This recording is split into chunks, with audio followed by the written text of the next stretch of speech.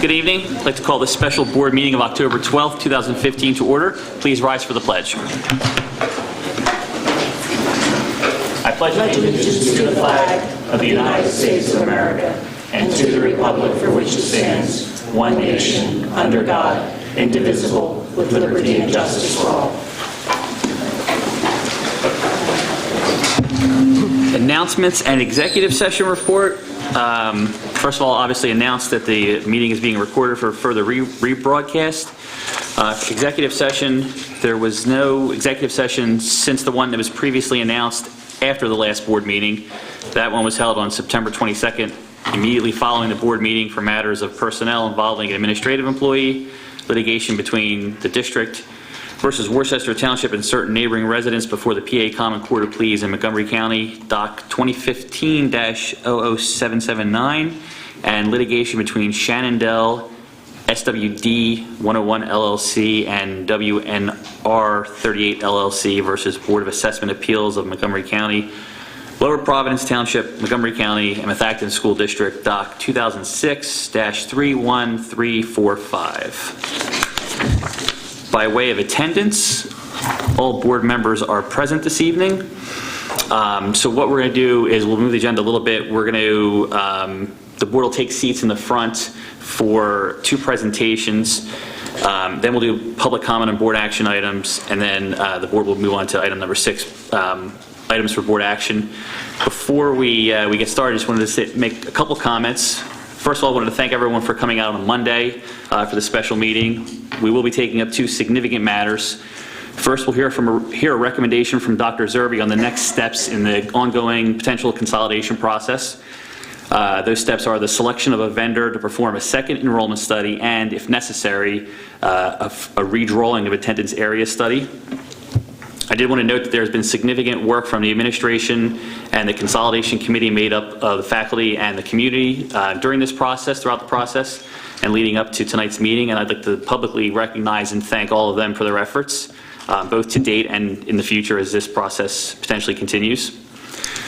I did want to comment on the timing of the process. We had previously shared a timetable or timeline whereby the board would make a decision no earlier than December 2015.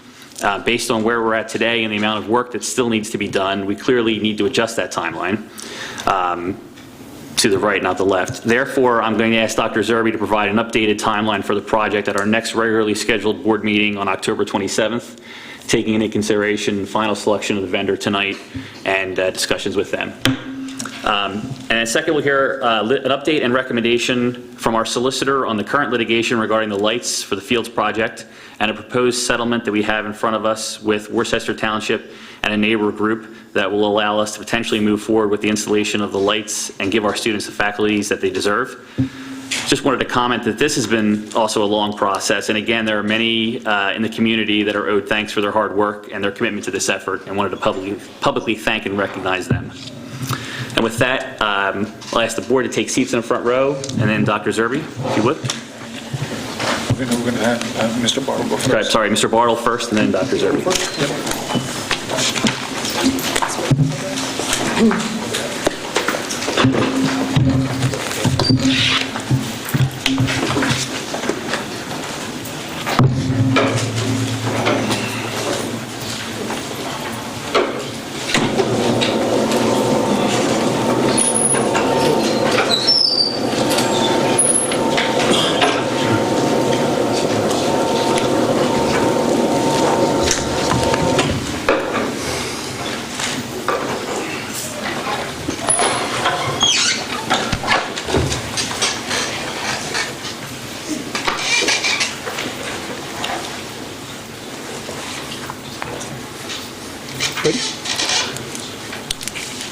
Thank you, members of the board, ladies and gentlemen.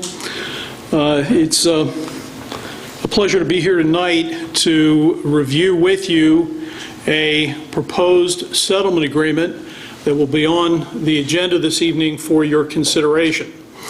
The other day, Dr. Zerbe and I had the opportunity of meeting with Judge Thomas Del Ricci, as well as with Jim Garrity and Art Bustard, the solicitor and the chairman of the board in Worcester, respectively, and Ed Hughes, who is the attorney for the 8 neighbors who have intervened in connection with the matter.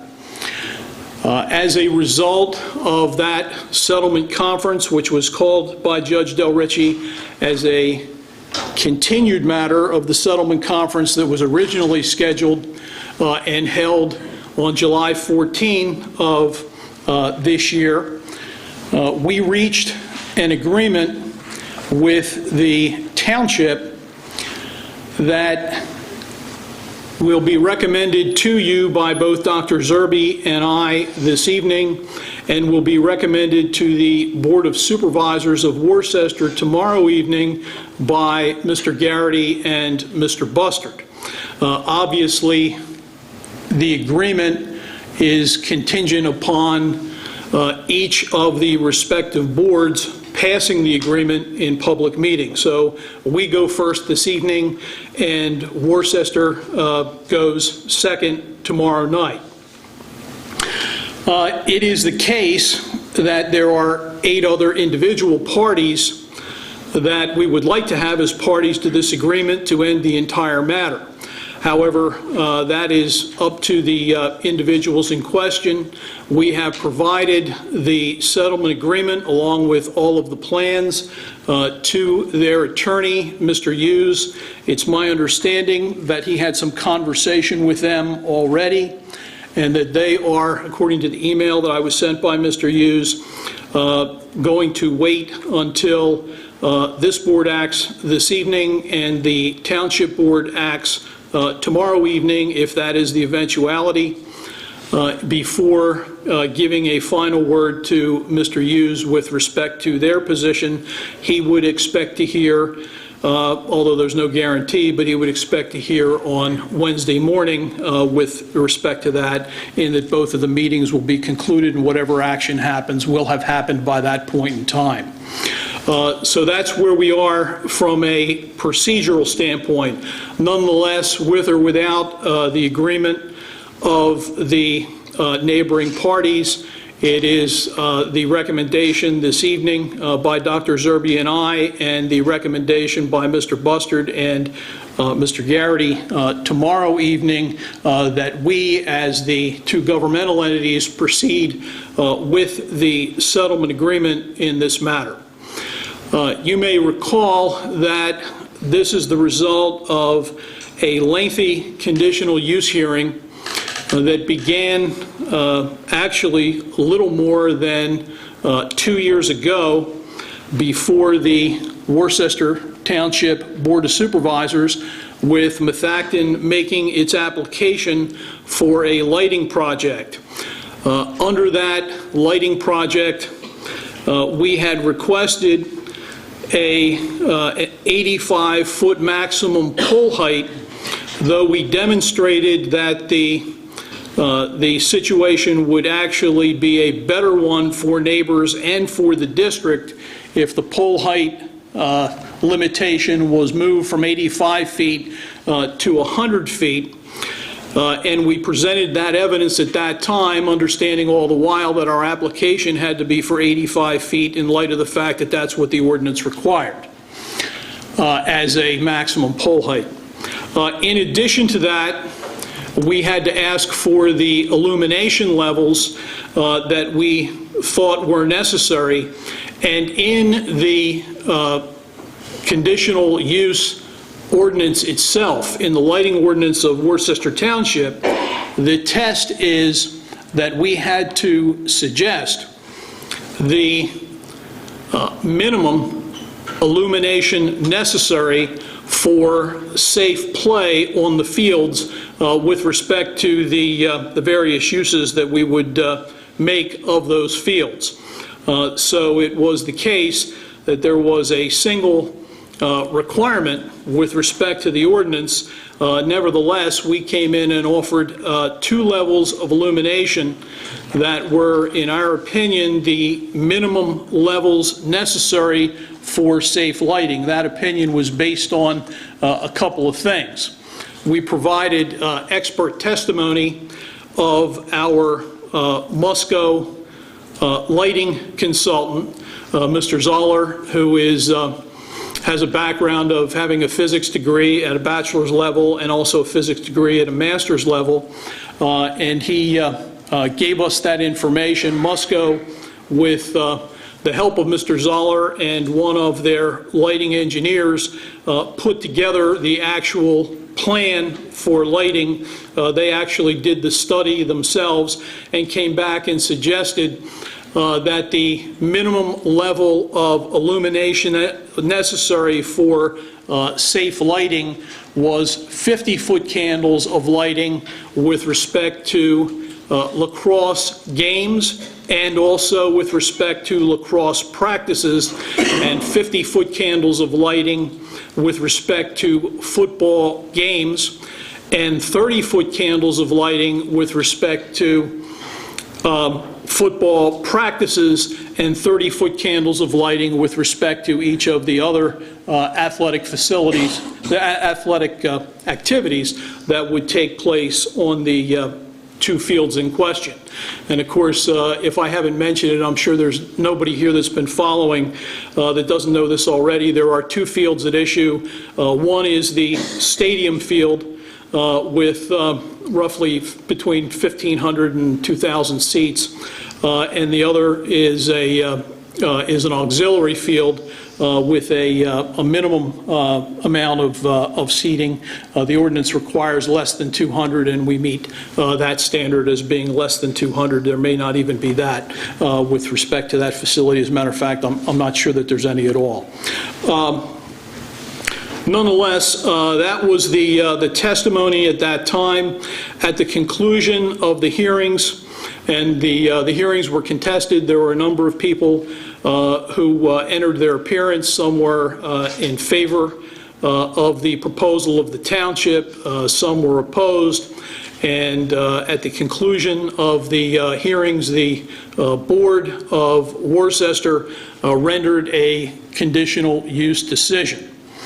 At that point in time, we thought that we could not live with that decision, not with respect to the actual decision itself, which was that our application be approved, but rather with respect to the 16 enumerated conditions that were placed on that approval, such that it made it impossible for us, in our opinion, to use those fields safely, in that our lighting design was effectively rejected in favor of much lesser lighting of, I believe it was 50-foot candles for football and lacrosse on the one field, and 30-foot candles on the other, and 20-foot candles for some other activities, all of which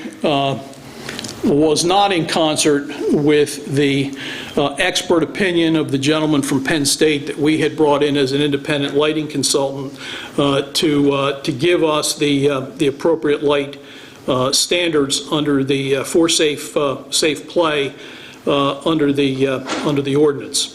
So that being the case, the matter started into litigation.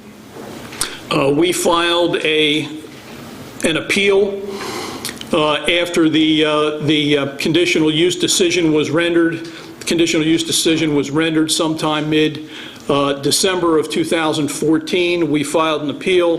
There was an issue with respect to who would be permitted to be additional parties at the Court of Common Pleas. That matter was subsequently handled. We received a return of record from the township. We asked, I believe in late May, that there be additional testimony taken with respect to the matter because we had some additional issues that had come to light, and we wish to present that testimony. We filed that matter. Judge Del Ricci then scheduled it for a conference in the middle of July, and then subsequently scheduled it again for conference just last week. At the conclusion of that, we have a settlement agreement for your consideration. The majority of the actual settlement agreement itself just recites what we've done, where we've been, and in large measure, who the parties are to the matter, etc. The actual meat, if you will, of the settlement agreement is handled in a manner that is very similar to the way the conditional use decision is handled, in that just the same as the conditional use decision is, its meat is primarily in the conditions. Ours in the settlement agreement is primarily in the revised conditions that have been agreed to be recommended by the 4 individuals that I spoke of earlier this evening. And so at this point, I would like to get into the conditions at issue and tell you what they say. Now, for members of the board, you all have been given a copy of the settlement agreement. You've all been given a copy of the actual lighting plans that are appended to the settlement agreement, and also the landscape plans that are appended to the settlement agreement. Much of the detail is in the particular plans, but I think as we go through the settlement agreement conditions as they've been rewritten, and when I tell you about what the prior conditions were, you'll get the flavor of what the nature of the agreement is. So let me move as you can see before you, you have something that says settlement agreement, and then we move immediately into the conditions. The settlement agreement essentially recites an approval of the conditional use application. These are the conditions. The first condition this is a paraphrasing of the condition, but essentially what it says is the conditional use and land development issues are resolved by the settlement agreement and attached plans, the landscaping and lighting plans. If you'll recall, we went through a prior land development and received land development approval with respect to everything except for the lighting back some months ago. In the actual conditional use application, there was a requirement that we go back in for land development with respect to the conditional use application subjects, that being the lighting for the field and the trees and other issues that were raised in the conditional use decision. As a consequence of our agreement, we will not have to go back into further land development. Those matters have already been handled, and we pointed that out in the landscaping plan, that those matters were already handled and approved and reviewed by the township and by their engineer, and that there was not need to further go through that. Thankfully, the township's officials have recommended that this be accepted by them, and so we will not have to, after the approval of this and the approval of the court, we will not have to go through further land development approvals or any conditional use approvals, unless, of course, we want to do something to change something in the future, and, of course, that is not the plan currently at all. No one is thinking about that. With respect to number 2, it says all development will be consistent with the school district testimony at the conditional use hearings unless revised by the settlement agreement and the plans attached hereto. So one of the primary issues, as I've indicated, was the height of the poles, and of course our testimony in the conditional use hearings, for example, was the 85-foot height. That has been changed by the settlement agreement and the plans attached here too. And so that, for example, would be changed, but all of our representations that we made in the hearings and in our application, other than those things that have been specifically changed, will be adhered to, and that is, of course, as it should be. Number 3, the district shall install such trees and other items as shown on the plans. And of course, if you look at our landscaping plans, you'll see that there's a great deal of trees that need to be installed with respect to the landscaping plan. That has always been the situation. I think the only difference with the landscaping plan is that there were 7 trees that had been removed for I believe it was the track facilities, and those trees had to be replaced, and they have been replaced on the landscaping plan. So the landscaping plan is a complete landscaping plan. It was developed by our landscaper engineer and was put together and attached here, and it was also, as I understand it, reviewed by the township as well. Third, the district shall, I'm sorry, that was the one I just read. The district shall install such trees and other items as shown on the plans. The other plan, of course, is the lighting plan, and it shows the location and height of the poles. Those lighting plans also show what 50-foot candles of illumination does on the playing field. They also show what the spill limitations are at the property lines and what the actual spillage would be.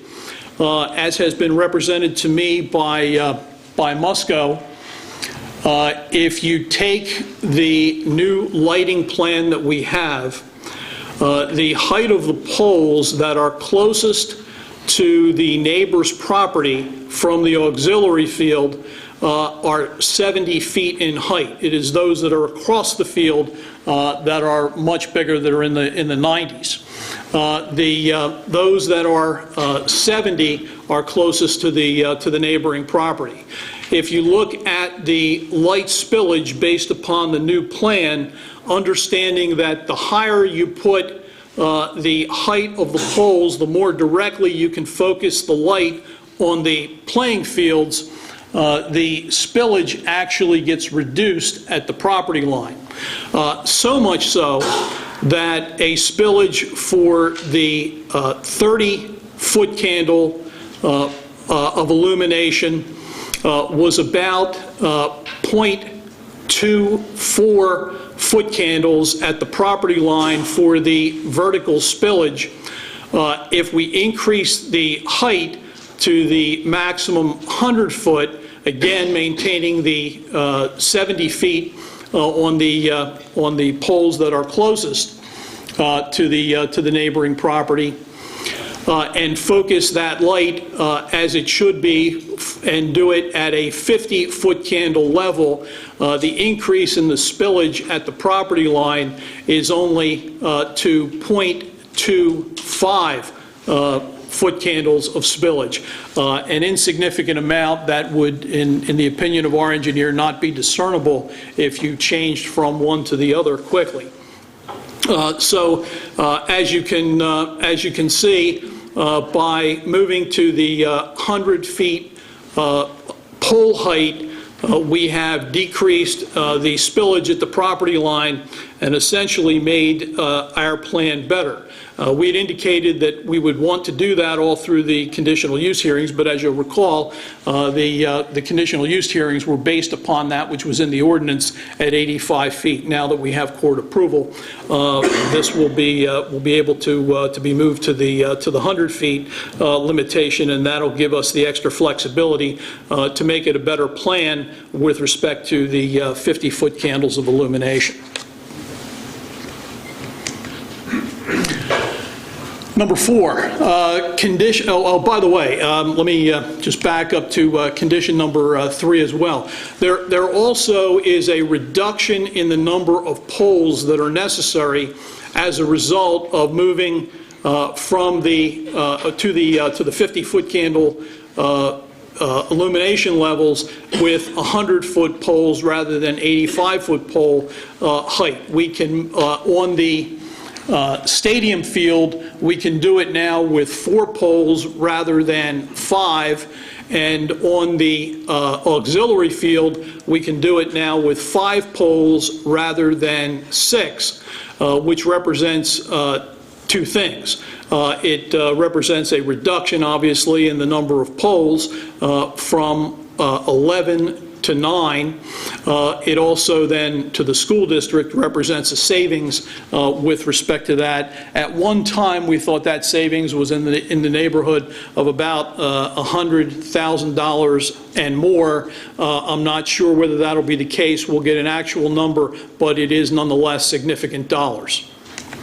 Moving to number 4, condition number 4 required a fence of 6 feet in height along the front and rear portions of the property with no gates or openings, and that has been removed from the decision. We now will not have to put that fence around the property. That was going to be a fence that was very significant in length. I think we calculated it to be about 4,300 linear feet, which is very significant, and times the price per linear foot, which we didn't really have a number on. If you look at a number that would be 50 to 60, and then figure a prevailing wage on top of that, and then figure a coating on top of that, the number gets substantial. We had thought that this number would be in excess of $300,000, north of $300,000. Actually, probably somewhere in the vicinity of closer to 4.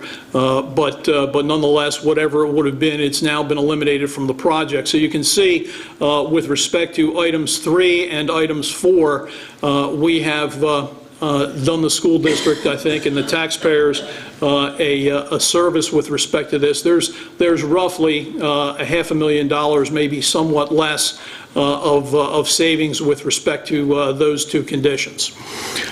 Moving to number 5, the district shall deposit $20,000 in an escrow fund for additional landscaping over and above that on the plans. The additional landscaping shall be as determined necessary by the township lighting consultant, Karen Murphy. Any unused amount shall be returned to Methacton. I would anticipate that you should count on approximately the $20,000 being used. I mean, any time in agreements like this in the past, when I have suggested to a client that they sign it, expect that money to be spent, and I don't mean that in any negative way toward the township or Ms. Murphy, who I thought was an outstanding consultant. But I mean that only because they did go back and sharpen their pencil. They had initially asked for 30. We asked them to sharpen their pencil on that, and they came back with 20. 30 is what I think is in the actual conditional use decision. So they've come back with 10,000 less, and I think what that means is they may very well have an estimate of where they think maybe additional trees go, and they may very well have some idea as to why they need those additional trees. And so I would anticipate that that is a real number at this point, and not to expect any money coming back. But as you can see, that pales in comparison to the numbers that we spoke of in conditions 3 and 4 above. Number 6.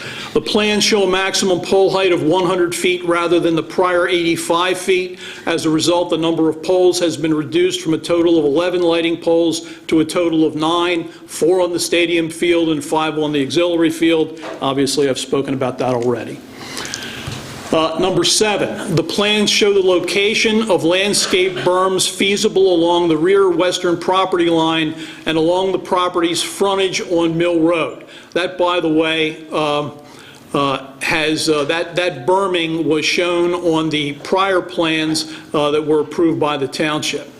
And the plans are hereby approved. So our new plans are hereby approved by this settlement agreement, substantially in the form as submitted by Methacton and approved by the township, such that no further township reviews or approvals shall be required to install the improvements as shown on the plans, other than the reasonable review of the lighting plan by the township's lighting expert, Karen Murphy, to verify that the lighting plan represents a stated maintained average illumination level for each of 50-foot candles, that's for each field, the 50-foot candles is what the plan represents, and 30-foot candles of illumination for each field, and to verify that the lighting plan represents stated horizontal and vertical spill levels at the property line compliant with the 1.0-foot candle and 0.15-foot candle spill levels, respectively, as stated in the lighting ordinance.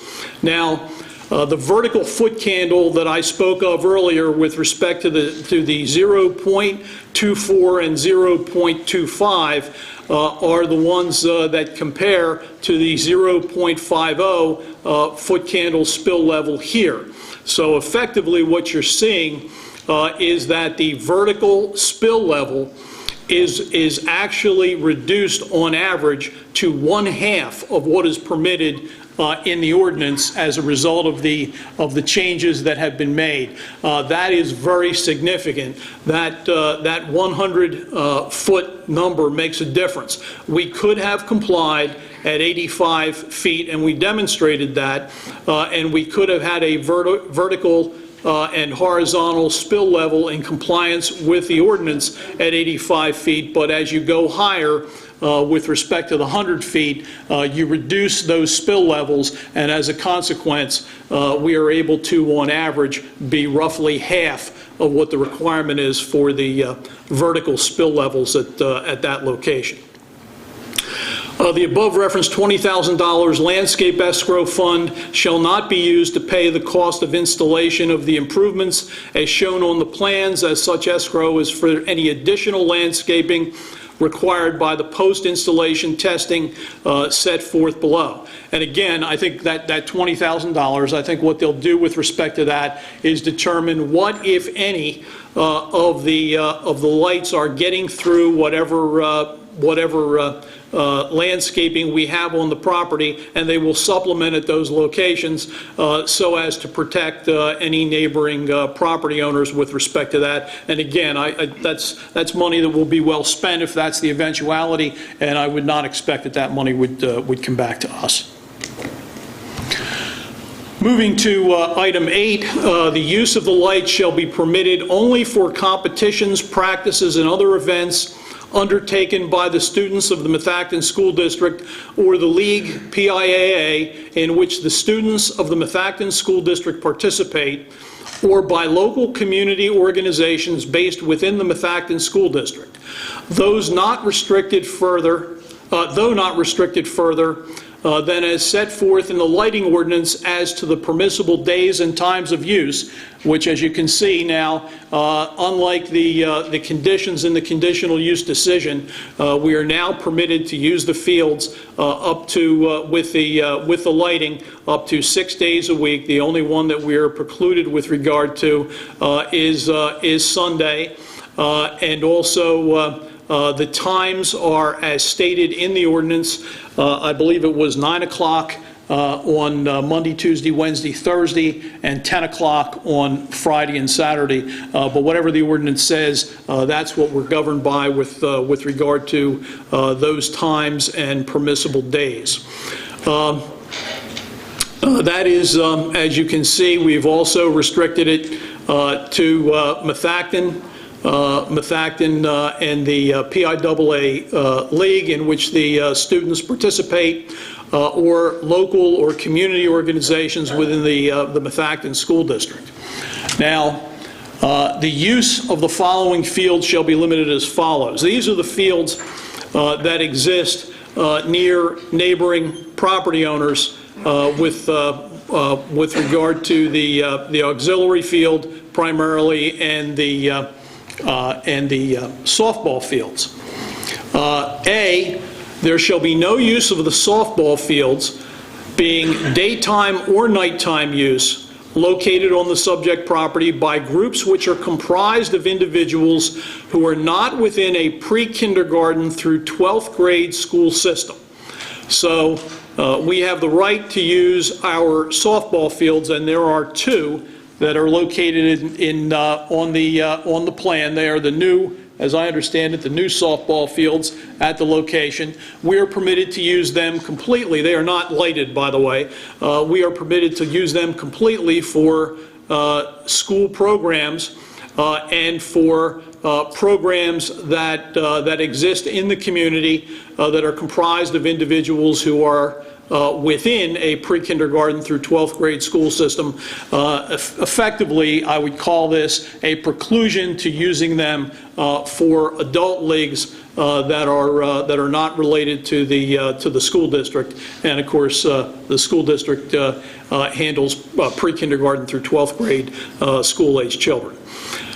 B, there shall be no use of the auxiliary field, being daytime or nighttime use, located on the subject property, again, by groups which are comprised of individuals who are not within a pre-kindergarten through 12th grade school system. That's exactly the restriction that exists above with respect to who is not permitted to play on this. Obviously, if they are Methacton kids or they are groups within Methacton that are for school-age children, there is no preclusion whatsoever. And C, there shall be no use of the lights on the football field located on the subject property by groups which are comprised of individuals who are not within a pre-kindergarten through 12th grade school system, except for 3 times per calendar year and only when such group can demonstrate the applicable IRS 501c status. Now let me explain that to you. There is no preclusion to allowing adult groups to use the football field during daylight hours. There's, of course, no preclusion with respect to school-age kids at any time other than those times in the ordinance. With respect to the number of times per year that we use this facility or intend to use this facility for those who are outside of the definition of pre-kindergarten through 12th grade school system, things such as a Relay for Life, which is a cancer fundraising group to try and fundraise for cancer research and the like. Those type of groups we can have use the fields and the lights, the fields as lighted, 3 times per calendar year. And again, only when those groups demonstrate the applicable IRS 501c status, which is effectively what we do here anyway, as I understand.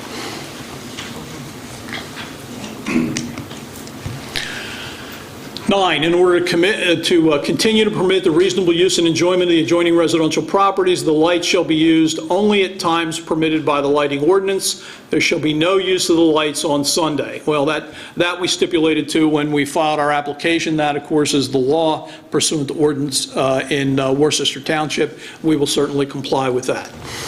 10, the maximum average level of illumination for the lights on the auxiliary field shall be 50-foot candles for lacrosse and football games and lacrosse practice. Football practice, all other practices and games other than as stated above, and all other events shall have a maximum average level of illumination of 30-foot candles. So the fields are lighted to either 50-foot candles or 30-foot candles.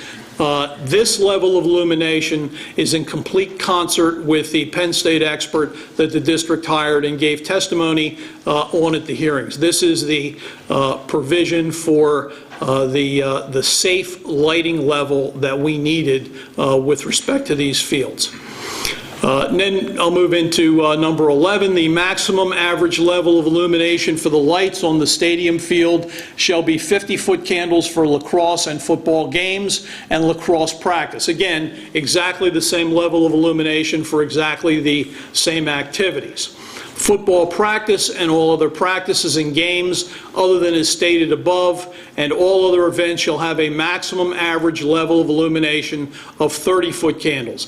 I would point out that I think it was a mistake in the actual decision, that when the decision came back with the conditions, it did not talk about a maximum average level, but talked about a maximum level of illumination. There is no measurement of a maximum level of illumination. If you did that, as you can see from our plans, you couldn't even play at the 30-foot that was approved. So it's We not only cleaned up with respect to the safe lighting level, but we also cleaned up with respect to the definition, so that this is what was actually measured by the experts, all of the experts, with respect to the conditional use application. So had we not taken the appeal with respect to that, we would have been hamstrung in a couple of ways. Number one, with respect to the safe lighting level, and number two, with respect to that definition, such that if you place the maximum level of illumination at 30-foot candles, you can't even reach an average of 30-foot candles. So we would have been even less than what some of the experts testified to from the community expert that was brought in by the neighbors. Moving to 12.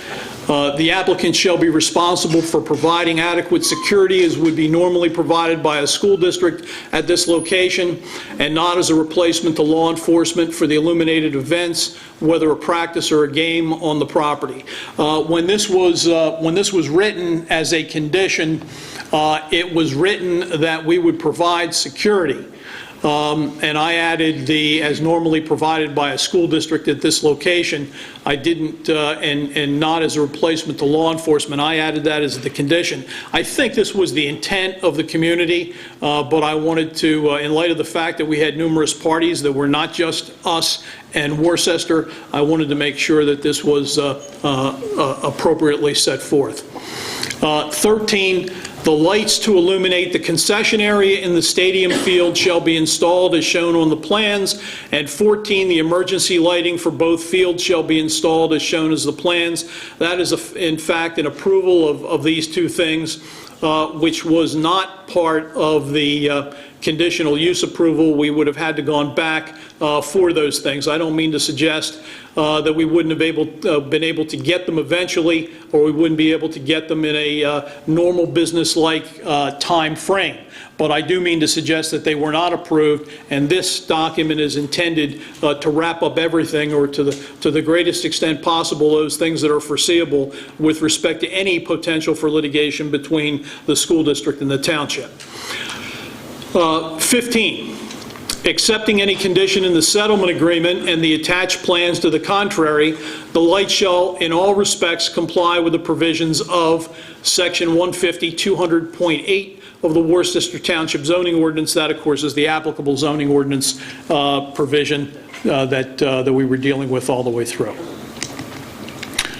16, consistent with Section 150-200.89 of the Worcester Township zoning ordinance, the township's independent lighting consultant, Karen Murphy, shall conduct a post-installation system performance evaluation to ensure the performance of the applicant's proposal in accordance with the settlement agreement and the attached plans, and to determine whether any lighting adjustments or additional landscaping shall be reasonably required as set forth pursuant to above condition number 5.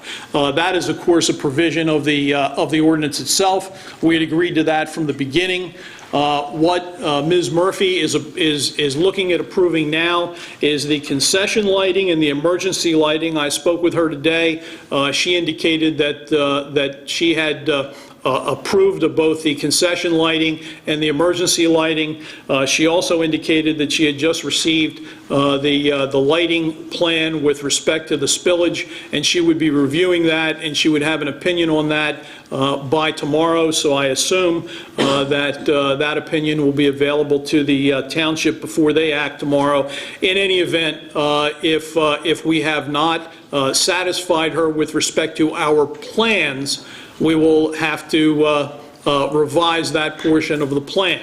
This provision, however, is a subsequent to installation compliance review to make sure that what our plans say is actually demonstrated in the field, so that when we do it in the field and turn the lights on, that it is equal to or better than what we have suggested in our plans. And our lighting consultant tells us that it should be exactly the same as what is on our plans. And of course, we will not know this until it comes time to turn the lights on. So that's the nature of what has been revised. As you can see, there's probably somewhat less than $500,000 in difference to this school district with respect to what you will save as a result of the change of some of these conditions.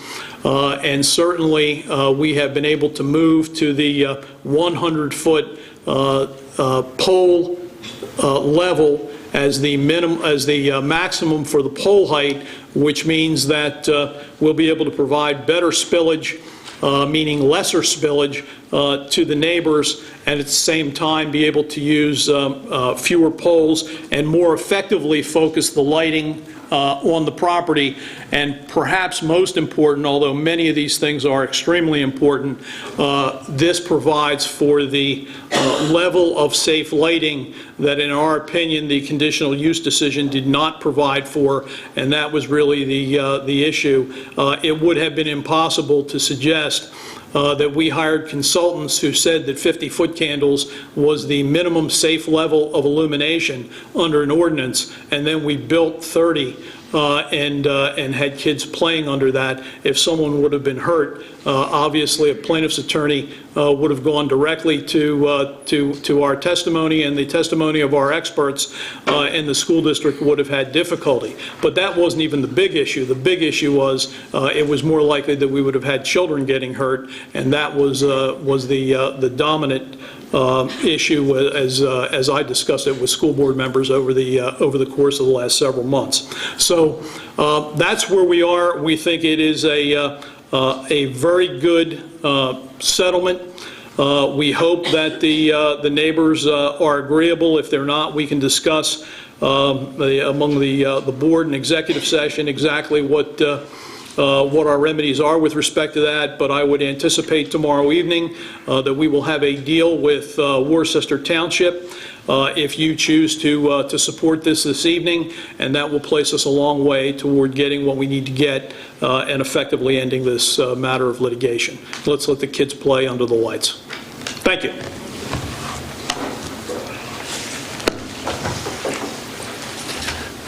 Thank you. Appreciate it.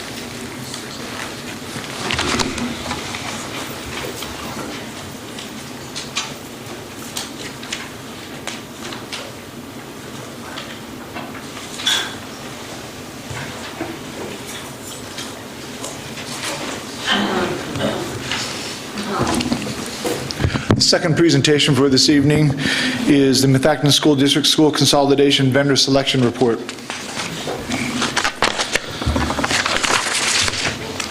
This evening's agenda for this report will include a brief history and committee work update. It'll include a summary of our process to date, information considered, and the recommendation and rationale for such recommendation.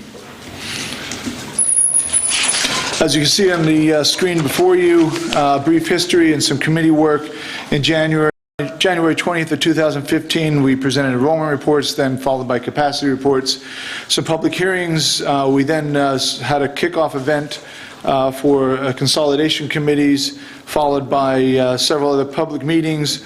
Consolidation committee met in August 19th and August 24th to hear vendor presentations. September 3rd, we also heard, we met as a redrawing of attendance areas committee, and brings us all the way up to this evening of October 12th for this final report. If we look at the summary of the process, you'll see that the redrawing of attendance areas committee, one of the subcommittees of the school consolidation committee, was organized. We prepared and distributed an RFP, or a request for proposal. We reviewed vendor responses. We selected 4 to present to the entire consolidation committee, a committee of 27 members, both members of the district as well as members of the community. The School Consolidation Committee viewed, scored 4 presentations. The committee eliminated 1 vendor through that process. The final 3 vendors presented and posted presentations online for public view and comment. The superintendent reviewed all the related information, and I'm prepared to make a recommendation to the board this evening for your consideration. So the information considered, We took a look at, the Consolidation Committee took a look at proposals. We reviewed the proposals against the RFP that was prepared and provided to the prospective vendors. Secondly, we reviewed presentations. The committee scored Sundance, which was one of the final 3 vendors, the lowest of the remaining 3 vendors, and with Citygate and Milone and McBroom were nearly equal with a 1-point difference. I have therefore dropped Sundance from the consideration here this evening. Secondly, overall, I've looked at this from a comprehensive perspective. This means that my task was to recommend a vendor who will be the best fit for our community needs overall. In considering both phases, I looked at the experience of the vendor, the enrollment methodology, proposed timeline by phase, software, public relations, proximity, references, public comment, and cost. In terms of our expectations for phase 1 of this project, we asked for the following. We asked for a 10-year demographic student age population projections of the geographic area of the district, 10-year enrollment projections for the district and by school, 5-year enrollment projections by school and grade, review and analysis of charter, cyber, private, parochial schools, review and analysis of residential developments planned and proposed, the review and analysis of immigration, incorporating trends in the local real estate and local economy, generate geographic neighborhood areas to allow for detailed analysis, review and analysis of building capacities and space utilization with floor plans to include regular and special education spaces, and lastly, compare existing zone boundaries and enrollment projections to school capacity. These were all listed in the RFP. These were all the items that were requested under phase 1 of the project. And now let's look at the recommendation and rationale. If we take a look at the remaining 2 vendors, we have Citygate from Annapolis, Maryland, and Milone and McBroom from Connecticut.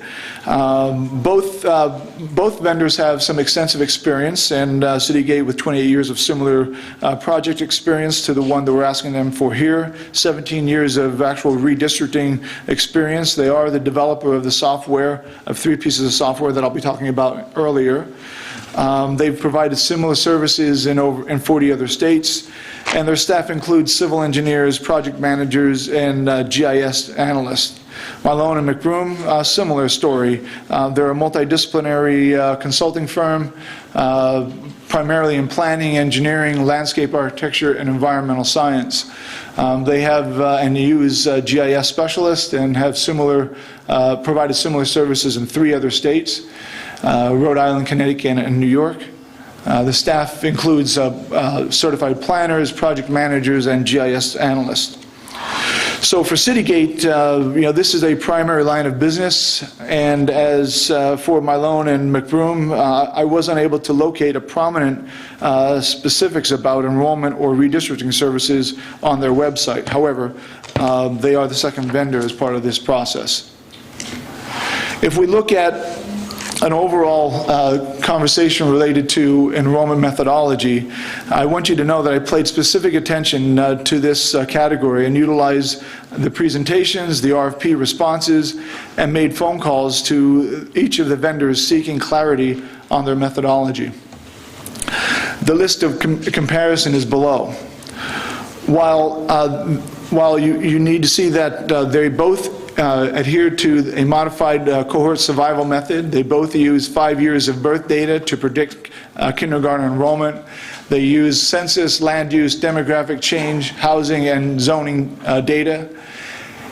And maybe most importantly, the thing that will differentiate this report from the Pell report is the disaggregated projections and analysis.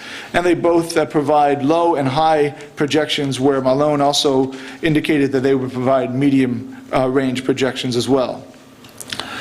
So what was important for our consolidation committee and for me was that we sought a vendor that was capable of meeting both phases, but also had a methodology as different from Pell as possible. While Pell used a traditional cohort survival method that included a look at census data, population trends, migration patterns, etc., Pell also used two-year averages for kindergarten enrollment, which is not typical, but was their choice, and they claim it was based on their experience in this matter.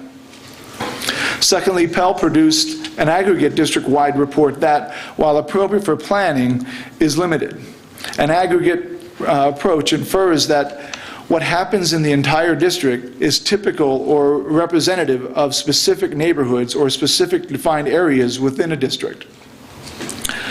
And lastly, what this new report will provide is that specific breakdown and detailed analysis to allow us to better determine in defined geographic neighborhood areas of our community what is happening. This, in turn, can provide a more telling story about the enrollment projections and patterns in our consideration of a potential school consolidation, if necessary. Lastly, on the topic of enrollment methodology, in my review of comments from the public, I again called both Citygate and Milone and McBroom contacts to discuss enrollment methodology. In my conversations with both vendors, they specified that they both utilize a modified cohort survival method, of which they both claim is the industry standard. In my conversation with Milone and McBroom, I was told that they utilize a proprietary formula for which they will not release. While much of my attention is centered on, or much of our attention as a community is centered on this second report, a formula that cannot be divulged will likely cause skepticism regardless of the report's outcome. I share this only as a matter of information that I considered and that you should be made aware of.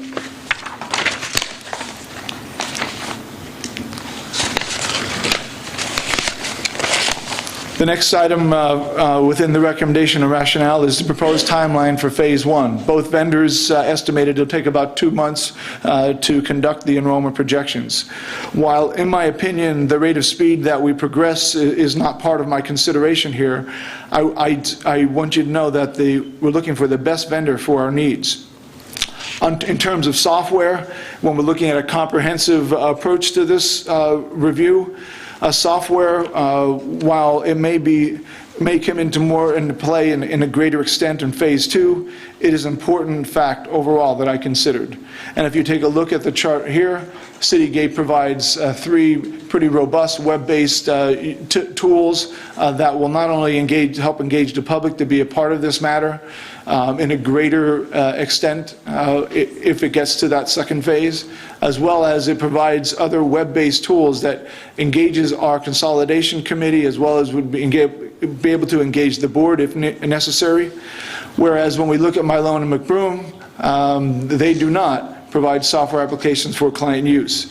Their methodology and their practices to bring back to the client the presentations, flesh that out and go and use the software themselves, and they included in their proposal to bring forth 6 consolidation remedies if that were to come to it. The next item under recommendation and rationale, public relations. Again, while not a sole determiner of my recommendation, this information should also be known. Public relations, Citygate in their RFP response included work with the client to develop a comprehensive communications plan, while Milone and McBroom made no mention of assisting the client with communications in their proposal. Proximity, as you can see where they're located, my only concern here is that if, in fact, we move into the second phase, Milone has 4 meetings included in their proposal, and my concern is just that any additional meetings would add to additional cost. The next part of the recommendation and rationale, we looked at references. The references were all called, and for each of the vendors, and no concerning information is to report this evening. The public comment, I received 76 comments on the matter, and that was following the posting of the presentations online. Lastly, cost. When we take a look at cost, you can see that Phase 1 for both of them are listed there. Phase 2, if we were to go into that phase, are listed, and the total overall cost as projected from their proposal. Now, while I must be prudent in all matters of the district, I had to certainly take a look at the difference in Phase 2 cost between the two vendors, and in a confirmation call with Milone, it resulted in an affirmation of the man-hours required for the Phase 2 in their approach compared to the approach that was applied by Citygate.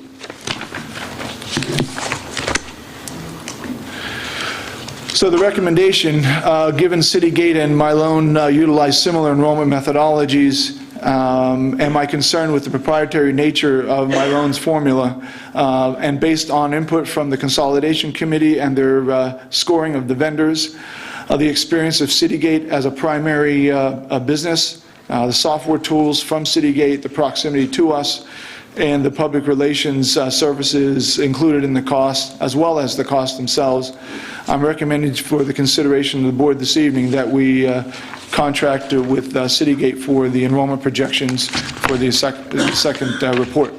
And that ends my presentation for this evening.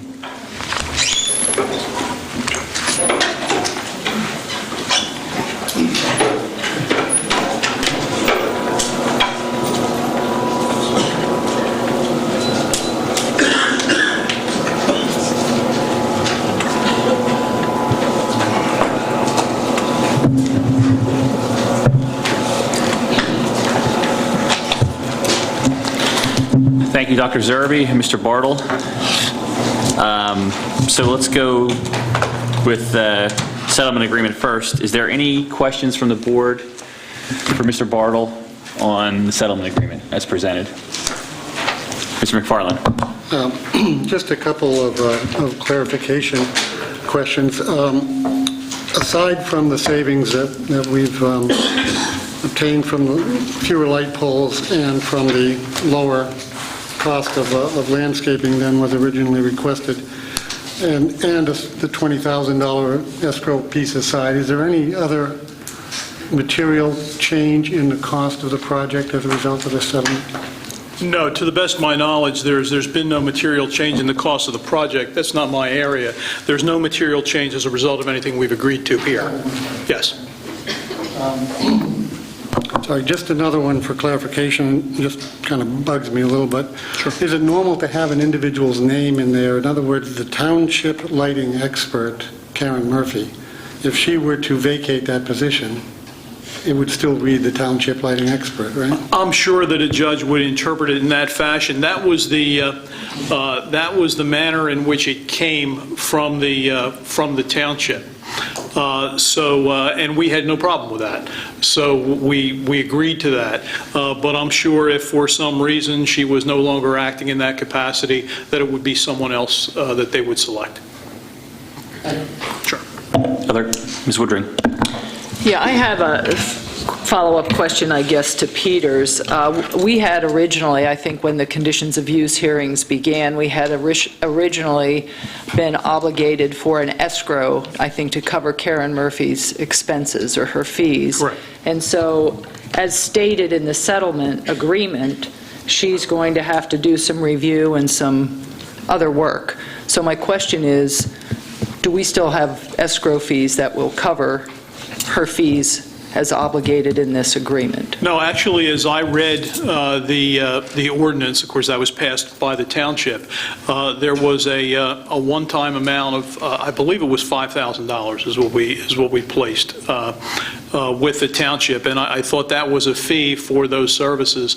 There was no, and to the best of my knowledge, nor did we receive any additional bills. That was a one-time payment fee. I guess I read this as though she were going to have to come back and do some inspection. And she does, and that was actually what the money had been posted for in the originally. So they still have whatever they have. I have no idea what they paid her out of that, or whether they have to pay additional funds. But as part, we didn't have to pay for their litigation funds. We had to pay for this portion of the agreement. Just one other thing on Ms. Murphy, just to clarify from my sake. As I read the agreement, she only has authority to make sure that the lighting is in compliance with the plan that was submitted, no other authority beyond that. That's exactly right. Other questions? Other questions on the presentation? Okay. Then we'll move on to Dr. Zerbe's presentation. Questions for Dr. Zerbe on the enrollment report vendor presentation. Mr. Pelicano. Thanks, Mr. President. I just wanted to ask Dr. Zerbe with respect to Citygate, because as I re-reviewed the RFP, I did not see the specific mention of modified cohort survival method. Specifically, I saw that obviously there's work with the district to understand the objectives and everything else that can go into that. Maybe that's implied in that, but so you got that information through a phone call with them, is my understanding? That's correct. Okay. Did you get any idea as to what they use in those modifications at all, or do we have that information? That's in the presentation here this evening. Let me just pull this up.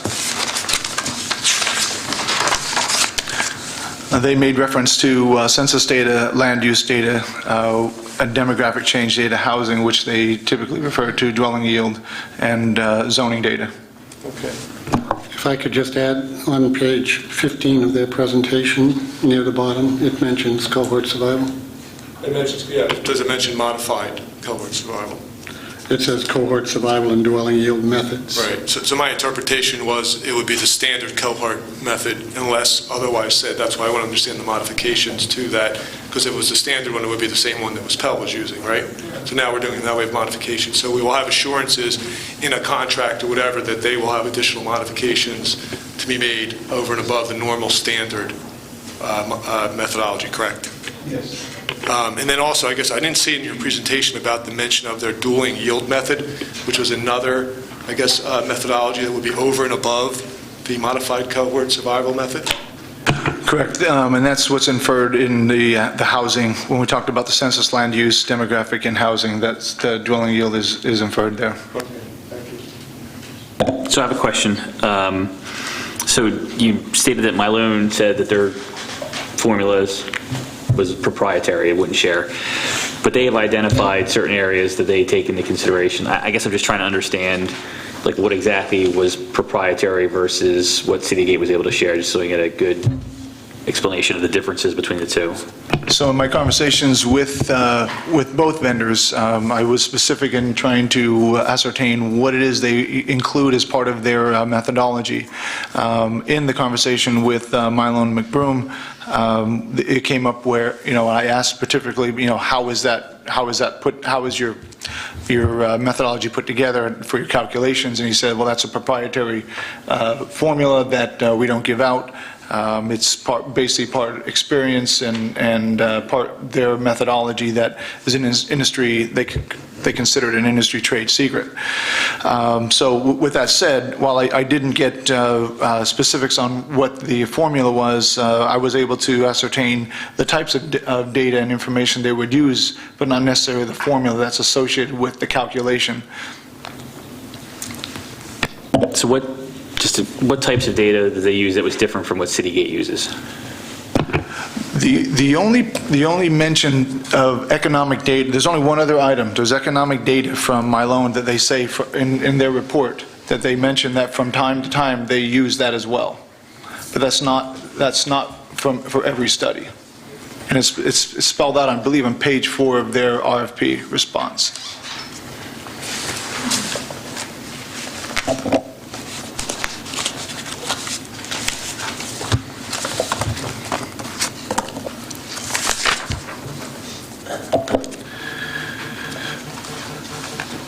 Land use and economic techniques are also used in some projects. So it's not necessarily, in my conversation with MyLoan, they would determine if they were to use any of those two items after looking at the data and having conversations with the client. And final question for me, the delta between costs in step 2 from both, right? Because that's where the real difference in the cost is. You said you spoke with MyLoan about that, and they said it was just man hours, is that correct? Yes, the conversation was that they did the calculations for this related to the man-hours associated with conducting the work that's associated with the project. So as a conversation with both Mylone and with Citygate, although it wasn't completely determined in the RFP response or from the conversation, I can only suggest that as a result of Mylone and McBroom's process in order to take the data and go back and actually use the software and come back with the 6 scenarios in Phase 2 compared to Citygate's ability to get you scenario 1 and then allow the district and committee members within the public to work through a process whereby they adjust boundaries after being trained on the tools. It seems that's where the man-hour difference occurs between the two vendors. Okay, so just so I'm clear, so Mylone's going to do it and deliver it, Citygate's going to, Section 2, they're going to train you how to use the data from Section 1 and the tools they give? Correct. Okay. Other questions for Dr. Zerbe? Look at Brendan and Jim. Okay. It seemed that one of your concerns about Maloney and the other company, M&M, was that they were not going to provide some substantial number of meetings, and you seem to imply, I guess, or I took it, that Citygate would provide more meetings with the public and with the committee and with the board. Is that correct? That is correct. Do you have a sense of how many meetings Citygate is looking at providing for Math Acton? In their RFP response, they indicated that they would have the number of meetings necessary for the project to be a success. That's how it was articulated in the response. However, in Malone's response, they included 4 meetings, and those 4 meetings were inclusive of the price, with a cost of about $2,700 for any additional meeting. But of course, I can't predict how many meetings we would need or don't need, but it was just an area of information to consider. And that sort of runs into where my question was going to be, is on Phase 2 with Citygate, after they do their study, present that to us, and then the meetings afterwards to tweak it from the residents and the board. Those additional meetings, that's included in their Phase 2 price, just to clarify that? Yes, it is included in their Phase 2 price. Mr. McFarland. Just again, to clarify, so if we were to use Malone and McBroom in the Phase 1, they would use proprietary software to accomplish that phase, and then we would not be in a position, if we chose, to move away from them in Phase 2, because the information that they had developed would not be useful to anyone else. Is that right? Well, it's not proprietary software, it's proprietary formula. And so they would use a formula to make their calculation, and then we would have to determine if we would go to another vendor, if we happen to go to Phase 2, we would then select another vendor other than Malone. We could find it difficult for that data to be used by another vendor. Typically, and that's how we started this whole process off, where we would create an RFP that would allow for one vendor to be selected. That vendor would be selected primarily for doing an enrollment projection first, and then, if necessary, would be able to use that data and all that work involved to move into Phase 2. Again, if necessary, and the board chose to do that. The thing that we would lose in the process would be time, as well as additional expense by having another vendor actually come in and do the potential redistricting, because they would have to take their data, they would typically pull the data from the district. They would go through the 2-month process and then conclude with the redistricting plan as is proposed in Phase 2 with these 2 vendors. So, again, sorry, just to be clear, so in the Citygate approach, on Phase 2, they would do the initial attendance, and then they would provide software which would allow then the district to do further later. And how would the district, who would do that from the district, and how would the district obtain data that would lead them to an accurate result after the first round? So what happens is, included in the proposal from Citygate is training on the use of the software. So we as a board I would make a recommendation, likely to either have some of my administrators and/or members of the school consolidation committee or members of the board to participate in the training exercise, or others that the board would seem necessary or prudent to be involved in that process.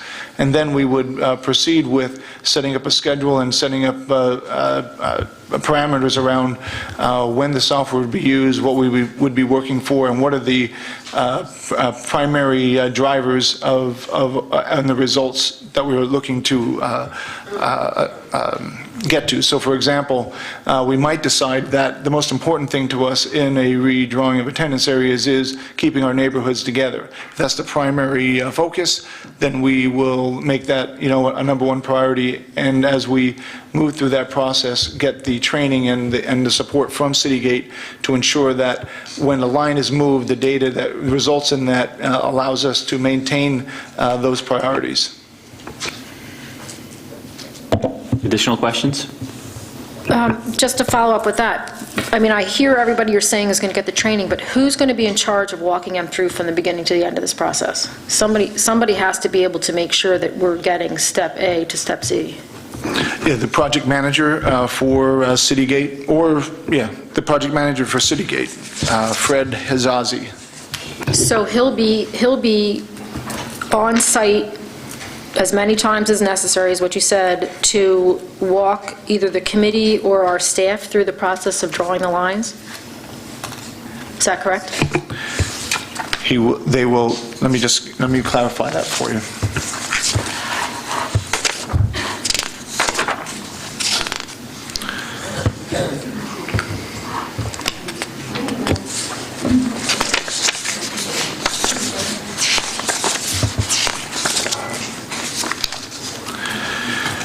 So the training will be done by Fred Hijazi, and the project consultant, Gary Chevalier, will be the person that attends the meetings with us as the district consultant to handhold us through the process. So hand-holding means coming into the office, coming into the building and actually sitting with you or whoever you designate to, well, really figure out how we're going to move these lines around, if we were to have to. Right, they're going to train us and they're going to lead us through the process, help us set the priorities, and once the priorities are set, and after the training is completed, they will then guide us on an as-needed basis, and as often as we need them, in order to get to a result.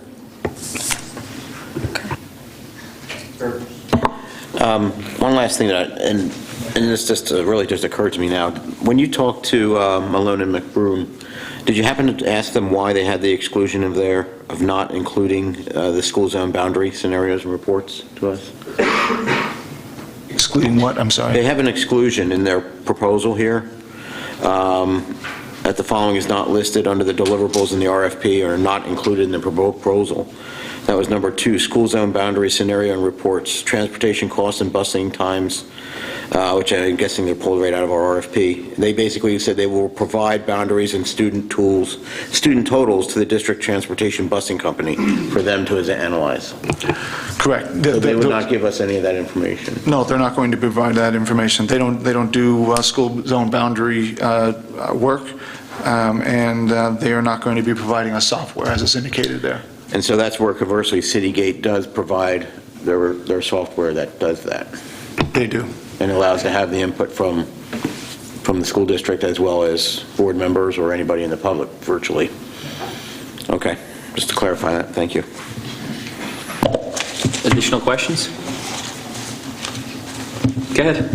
Just one more. So for the $50,000 that Malone and McBroom would do, They, number one, had stated it would take them 4 months, whereas the others had stated 2, but their outcomes would be different, meaning they would deliver after 4 months something that we as a district would be working on during that same time period, meaning that we would get initial information from Citygate, we would be trained and work with them on how to complete that, and we probably, conversation would arrive at the same result at the same time.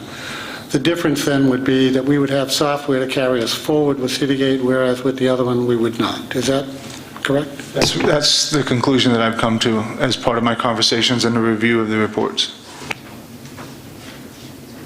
Ray, did you have a question? Or? No, okay. Good. Ms. Byrne? I just wanted to ask again about the time.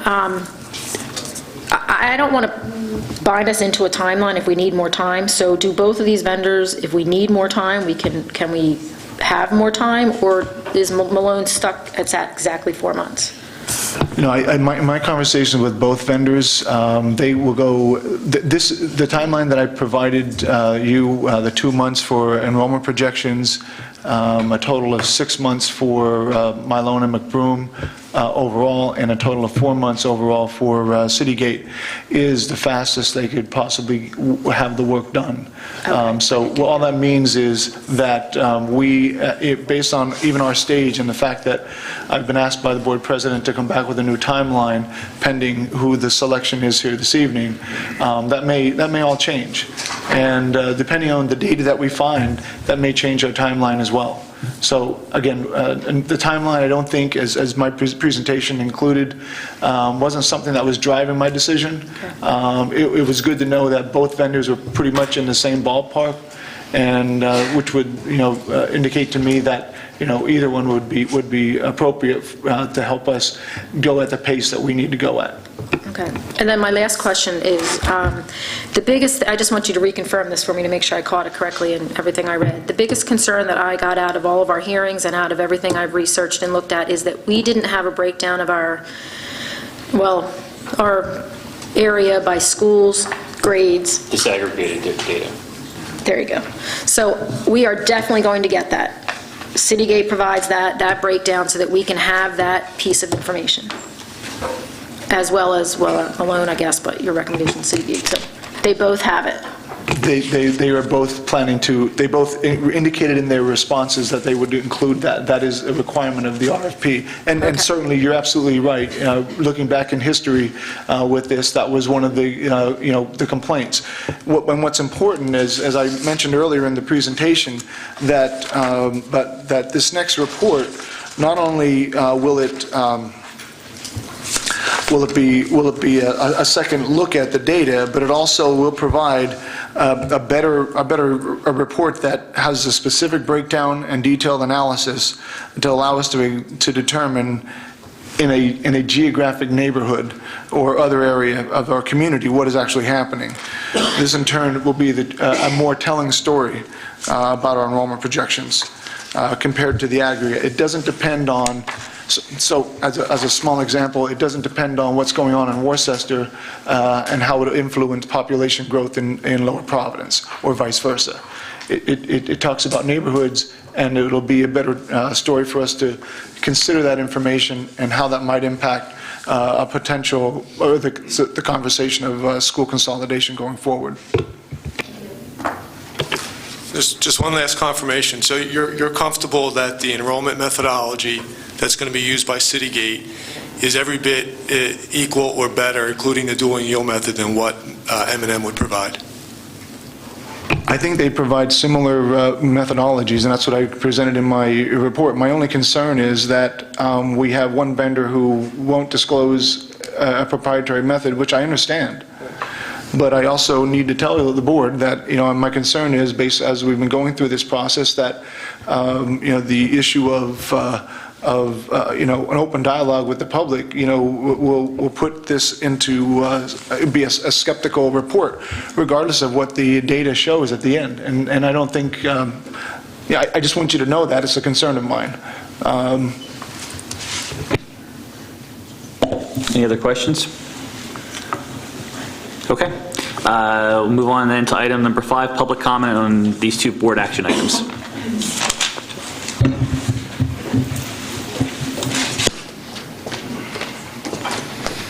Hello, Andrew Sander from Lower Providence.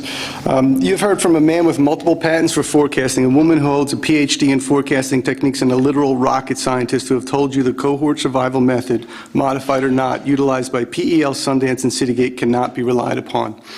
The cohort survival method, modified or not, simply fails. The Pennsylvania Department of Education's projection of Methacton School District performed in 2012 yielded 300 less elementary students than we will have. Neighboring districts have abandoned the work done with this method or choosing different vendors. Hitting closest, the decision to build Skyview based upon ever-increasing enrollment figures was creating using the modified cohort survival method. And please note, the cohort survival method is a standard method. Maybe there can be some modifications, but not much. As the principal of Sundance stated, save for small adjustments, PEL did it by the book, quote unquote, and the only adjustment he would make to the standard model is to add for dirt-ready new housing. The reason the cohort survival method fails is it totally relies on the future to be a complete mirror of the past. Thus, the board called for a second opinion. However, the recommendation by the administration tonight is not, and respectfully, a second opinion. It advises you to use the same dated methodology as explained in my letters to you guys over the weekend. The only vendor in front of you who can provide an actual second opinion is Malone and McBroom. They do not base everything on the cohort survival method. How can they utilize the cohort survival method only in a modified way when they say they have a proprietary formula? Well, cohort survival is open. Everybody knows what it is. It's a simplistic formula used by the boards of education. So if they have something proprietary, it is not simply a modified cohort survival method. They are the only ones who utilize the words facts and being transparent in their presentations. Unlike reports of the other vendors, if you do go online and look at the information on the web, it shows full disclosure of facts and assumptions utilized in their projections, much better than any of the other ones, which would make the community feel much more comfortable as into what the assumptions were in their models and why they're coming up with their decisions. This is further evidenced by the principal of PEL stating that the Methacton School District got an off-the-rack solution, the cohort survival method. And the answer to the questions the community had, one would likely need a tailored solution, which only Malone and McBroom can provide to you guys. Forecasting in some of our area's largest companies. In an article, the vice president and assistant controller of Comcast states that they rely on a series of forecasts to drive everything. He said they ensure realistic projections are reflected in company-wide budgets, and goes on to say Comcast recognizes conditions change, i.e. they do not mirror the past. KPMG released Forecasting with Confidence, which included interviews with selected senior executives, including the controller for Shire Pharmaceuticals, who noted forecasts underpin their strategic planning, such as closing down a school. The study reveals a need to look outside the internal data and seek macro and microeconomic data, which is critical to forecasting. It clearly states you must look to less obvious connections, which give insight into the biggest challenges and uncertainties. And as Dr. Zerbe noted, only Malone and McBroom will look at economic conditions. Just as in Comcast, the controller of Shire realizes things change. In support of a fellow panel member's statement, if you are rigid and not willing to make adjustments, you are at a disadvantage. He states the forecast is the process we really use for senior management. One of the most common pitfalls identified is under-forecasting. The controller at Shire said forecasting always has a tendency to be rather conservative. In our circumstance, this would be forecasting fewer children. The article goes on to state that the problem with sandbagging and gaming, as various interviewees call it, is that it interferes with good decision-making. The simplistic cohort survival and dwelling yield methods go against our local corporations and experts in our community. The only vendor who embodies such principles is Malone and McBroom. Thanks. Thank you.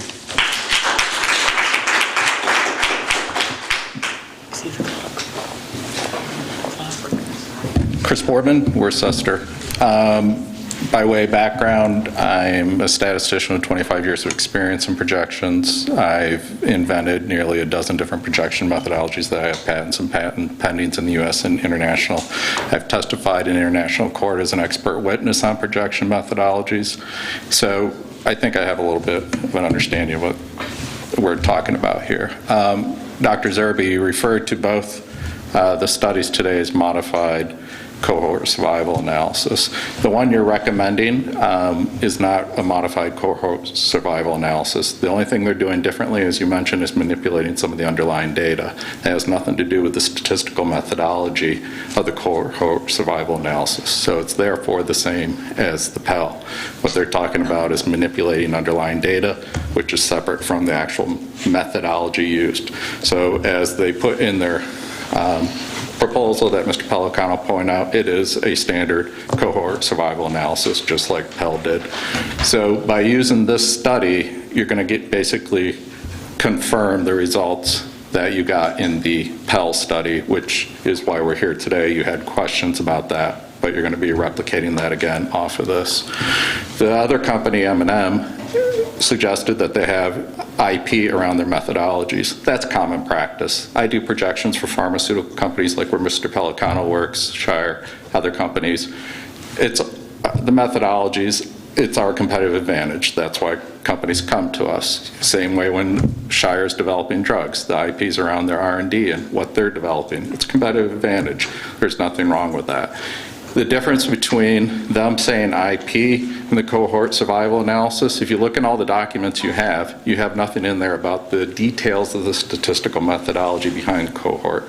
So it's really them saying IP versus a paper that says cohort survival analysis. And in fact, if you go to the public education website of Pennsylvania and look up their methodology, it just says cohort survival analysis. It doesn't give the methodology. So IP versus cohort, I don't see a big difference there in terms of how much is being disclosed to you. And I reviewed the documents myself, so I didn't see any of that. They are recognizing the pitfalls of the cohort survival analysis that I've pointed out before, that in very dynamic times, whether you have a great recession or you have a recovery period of a great recession, that model can't handle it. And it's been proven in Radnor, where they were directionally different with the Pell. It's been proven in Chamonix, where Sundance was directionally wrong. It's not an amount of an error, it's actually directionally wrong. And in many other studies by these companies that use the straightforward cohort survival analysis. So I would encourage you to do the first phase with M&M to get a new fresh opinion. So when you make an important decision on whether to close the school or keep it open or plan for the future, you're basing it on sound data. You're going to have the same issues with the Citygate that you're recommending that you had with the original Pell study. The other thing I'd like to point out is you're recommending to the vendor that they do these models down at the school level. If you look at the Department of Education website, it clearly states on there that in areas where you have less than 1,000 students, the cohort survival analysis model falls apart. So you might want to reconsider going ahead with a company that's going to do that type of modeling down there. Okay? Thanks. Thank you.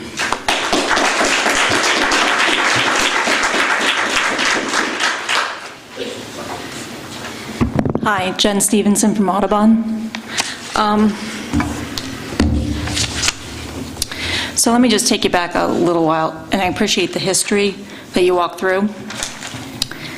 Back on, I think it was February 25th, you had recommended that we vote to close Audubon Elementary. And I think 2 weeks later, you came back, and by the way, you said you could do it, vote on it as early as May. And then you came back and said that, okay, we'll hold the vote in December. So now we're seeing, and there was a lot of public pushback to say, let's get a second opinion. And that second opinion, I thought, was really only going to be for the enrollment projection. And so now the vendors that you've considered include the analysis for redistricting. So my basic question is, can you lay out the plan for how this whole process will work? I know we had a lot of questions earlier this year from many constituents, families, affected people, on like what the overall plan is. And I don't think we've still gotten that. I don't know if it's going to be December, May, when. You know, like, we need an overall plan. What is your gut on how this whole process is going to work? And, you know, it means a lot. It means a lot to the kids, families and everybody that's impacted. So initially, we said that we were going to come back and take a vote on whatever we did, how we're going to move forward, close, don't close, whatever, no sooner than December. But what we've done tonight is ask Dr. Zerbe for an updated timeline at our October meeting, because based on the presentations tonight, we wouldn't get any information until the middle of December. Right. And we need time to adjust. Sounds like at least 4 months potentially. I'm just think- from the I think it's presentation. between 2 to 4 From the months. We'd have to- presentations, it could be up to 4 months. I mean, the only thing I ask is like, really, in retrospect, this probably should have been laid out in a more thorough fashion. Kind of, this is going to be a phased approach. We're going to get recommendations from the vendor, learn. We're not going to just try to vote on this and try to close the school immediately. And I think the recommendation early on, back in February, made it seem like you guys could make this happen, snap, crackle, pop. And I think that's what caused such angst in the community, such nervousness, such, a feeling of just stress.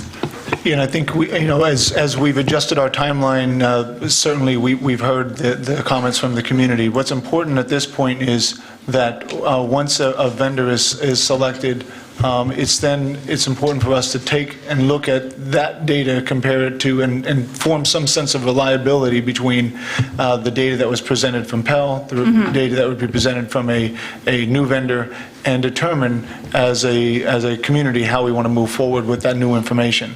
So at that point, the timeline could adjust, the process could stop.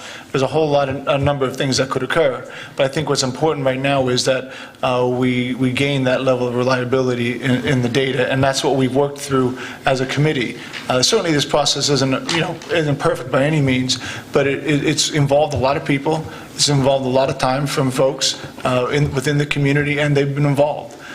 They've weighed in on this process as they do at meetings here like this evening, and it really will take us some time, and it will take us time, however fast or slow it is, in order to make the right decision.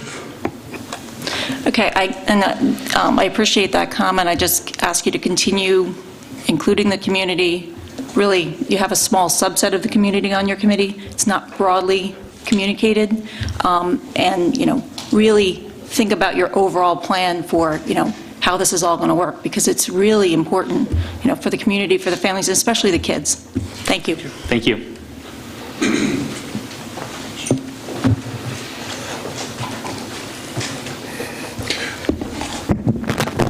Joe Ferrero, 12 Pine Tree Drive, Audubon. I'd like to ask, do any of you school board members have statistics or modeling or data modeling in your skill sets?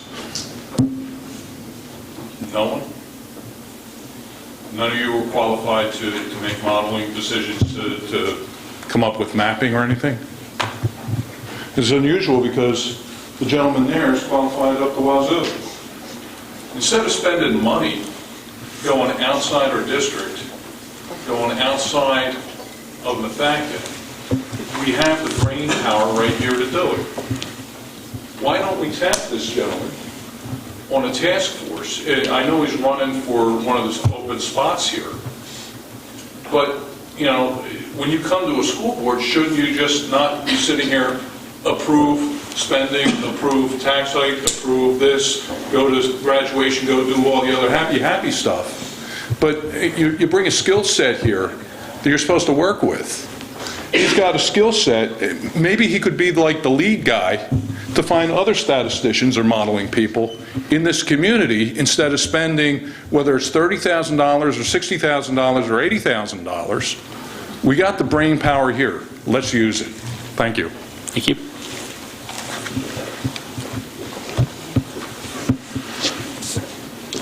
Good evening. I'm Paul Winters, Lower Providence. I just got a couple comments. I cannot follow, I have no knowledge of what Chris has knowledge of to follow up on that point. But a couple questions that popped in my head is, when you see a phase 2 difference between $7,000 and $50,000, do you really feel like you're getting apples to apples? Do you really think you're going to get something for $7,000? I would follow up on that, certainly from a board perspective.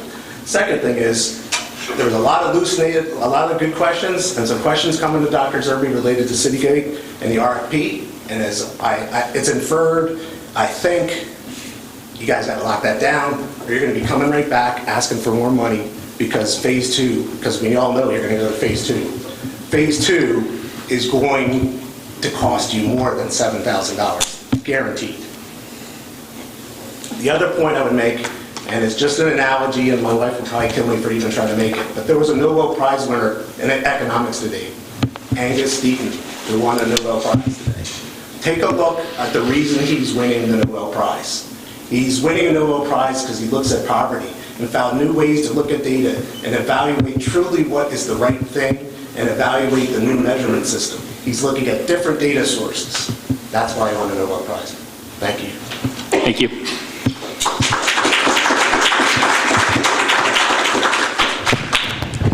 Ashley Wilkerson from Audubon. I'm not going to talk about statistics because I can't top what Mr. Boardman said, but I will comment on the use of statistics because at the time that we had the initial enrollment presentation, I believe it was Mr. Phillips who said, I hope we aren't going to get another Skyview out of this. And in March, the board flat out asked Dr. Zerbe for a second opinion of the study. I'll review those comments again. Mr. Pellicano said, I'd like to make a suggestion that we consider a second opinion. I think it would be prudent to get a second opinion. I know other districts have done that, and I think even our district is part of Skyview. We may want to consider that for the enrollment projections. Mr. Nascimento said, I definitely agree with getting a second opinion. Money well spent. Mr. McFarland, I support Greg's suggestion that we get another opinion, but at the same time, I think the Committee on Enrollment needs to examine more thoroughly the PEL study to see what flaws may exist so that we have a wider database. That sure sounds like a description of Malone and McBroom. So in short, the board asked for a second opinion, and my concern is that the recommendation being made tonight is not for a second opinion, but is for a rubber stamp to get the same data so that we close a school. I hope it's not the cost. In May, the board looked at whether or not to spend an additional $170,000 for a coating on the crumb rubber for the field, even though it was only in theory safer, and there were no studies to say that it was definitively. But just the idea that it might be safer was enough to win the board's favor. Mr. Pellicano even said, quote, we would not think twice if it was a coating on a desk or in a building, and we should do nothing less for the field, end quote. I would also say that we should do nothing less for the current and future elementary school children of this district. They deserve decisions that are made with the best possible data. Software does not make a company, and while Citygate may have a huge software program, they lack the manpower to support it. That's where we come in. And I foresee change order after change order, not for the fields anymore, but for the enrollment and redistricting process as we have to hire more and more people to operate the software since that's not provided with the $7,000 that we'll be paying to Citygate. I think we need to think this through and plan carefully. We don't need another cohort survival study. We need a true second opinion. If Citygate makes the same predictions as PEL, none of us will be surprised and none of us will find the data credible. If Malone and McBroom predict the same enrollment trends, we can then move forward as a community to look at class size and capacity and determine if or when a school closure would make sense. And if they don't concur with PEL, we'll need to figure out why, and we'll need to figure out how to proceed, but we'll have better data with which to proceed, and that's what we need to be looking for here. Thank you.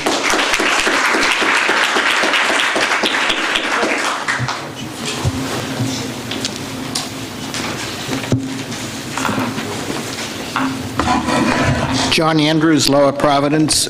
First off, I want to say that I concur with statements earlier given by the public, Andrew Sandner, Chris Boardman, Paul Winters, etc. Overall, it's been clearly stated that the issue on the desk of each director is whether or not to close Audubon. In other words, there may be other building change possibilities, but the issue of the year is Audubon. And we're now down to two bidders for the needed second projection and follow-on activities such as capacity determinations and sending area changes if people should go that route. With regard to Citygate, in their proposal, they clearly said that they were going to accept the projection numbers that PEL did. I also reviewed the personnel that they would put on the project, and it did not seem to me that they have described a person on their staff specializing in projections. With regard to Malone and MacBroom,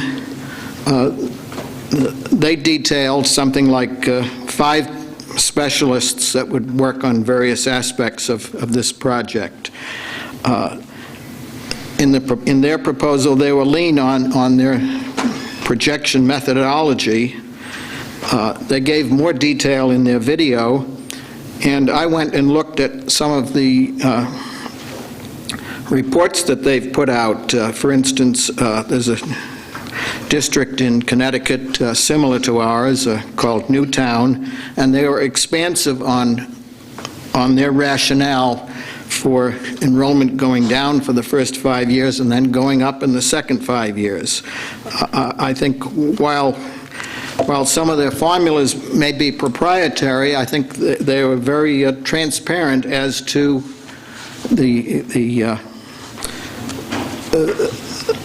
that bifurcated type of outcome. I also want to say that the Methacton district is very, very simple compared to quite a few of the districts that M&M have studied in Connecticut. And they well recognize that we're coming out of a great recession. There's nothing whatsoever in that regard in the Pell work.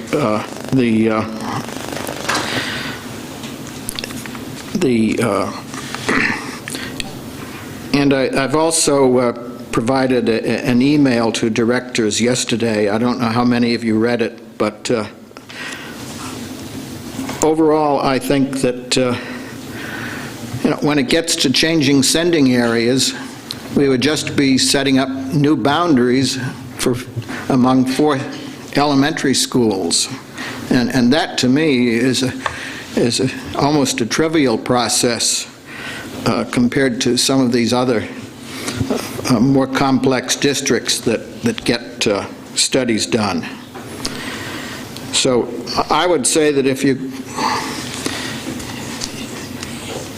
you're going to satisfy the community, if you're going to get by getting a better quality project, you go with Malone and MacBroom, and perhaps considering the overall timeline, if directors need more time to study things or ask more questions to get clarifications, that the motion to employ someone be tabled for tonight and reintroduced in a couple of weeks at the October 27th monthly board meeting. Thank you. Thank you.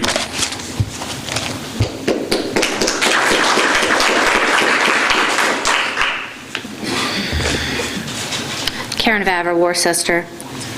I'd like to comment on the Field Lights settlement agreement. After an unnecessarily long road, I'm pleased we are close to a settlement. The settlement represents a compromise for all parties.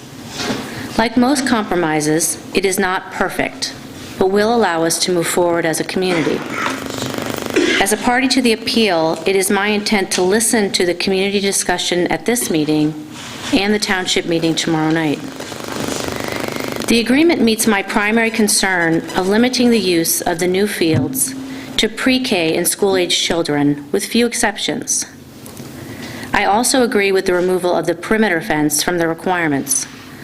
While I am sure the township had the best intentions, the presence of extensive fencing surrounding the high school creates the wrong atmosphere for the children and the community.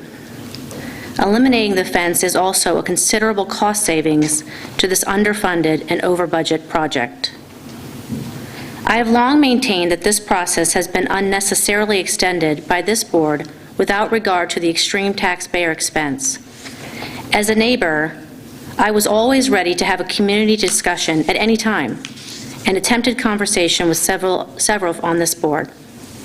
While the activities of the last 18 months of my involvement could have easily have been consolidated if the board had taken a neighboring approach, a settlement represents the opportunity to close this chapter and end this damaging and legal-based discussion. Thank you. Thank you. Additional public comment? Katie.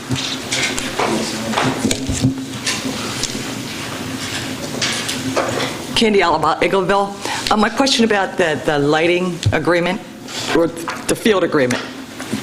If Methacton agrees to it and Worcester agrees to it, is the third party, the neighbors, do they have to agree to? Is that what? Okay, hypothetically, and I'm holding my fingers crossed, what if they don't agree? We're back at the drawing board? Well, Candy, no. why do you bring such things up? No, that is not the case. We're not back at the drawing board. The township and Methacton have an agreement that will withstand whether the neighbors are part of it or not. So we have an agreement with the township. Now, it complicates our ability to get it approved by the judge and have him sign the order, but it does not complicate our ability to agree with each other. As to what we would do with respect to the third party, I'm prepared to discuss that with the board, but I would do that in executive session and not here because that would be a matter of litigation. Okay, thank you. Thank you. Hi, Katie Donnelly, Lower Providence. First about the fields, quick question. I understand pre-K to 12th grade and not wanting older and whatnot there, and you're eliminating it to having it to 3 times, correct? 3 times per year in both fields, and that thing. Under the lights. Just under the lights, not during the daytime. Just under the lights. So it's not eliminating alumni games and things like that and bringing kids Just back. under the lights. Okay, thank you. That's good. Second thing, I agree with everybody else in their comments, and we don't want another Pell study. And with regards to the same thing we went through with the fields, it seemed like initially we didn't want to spend the money and have somebody supervise and all that kind of stuff, so we had a savings. We hired somebody. Then later we hired that person as secretary.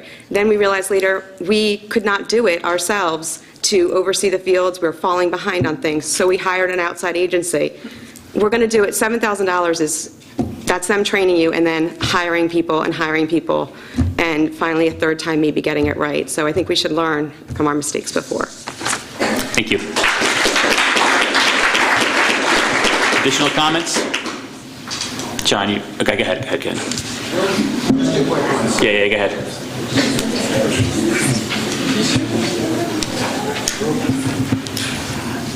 John Andrews, Lower Providence. I guess, Mr. Nascimento, you give the pro forma standard response. But with regard to the settlement agreement, I presume the clever wording relative to pre-K through 12 could include charter schools that have students from the that live in the Methacton district? I mean, it includes all school-age eligible children. It includes the exact children that are provided for under the public school code. So it could be a charter school. It could be anybody that lives in the Methacton school district or that organization caters to Methacton school-age children, regardless of what it is, charter school or otherwise. All right, thank you. Thank you. If there's no other public comment, we'll move on to voting items. I'm sorry, go ahead.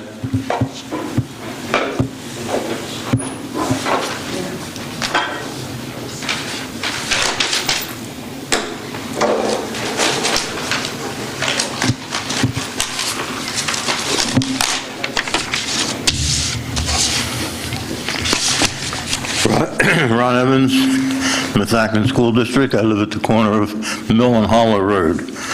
And I just don't know where to start here.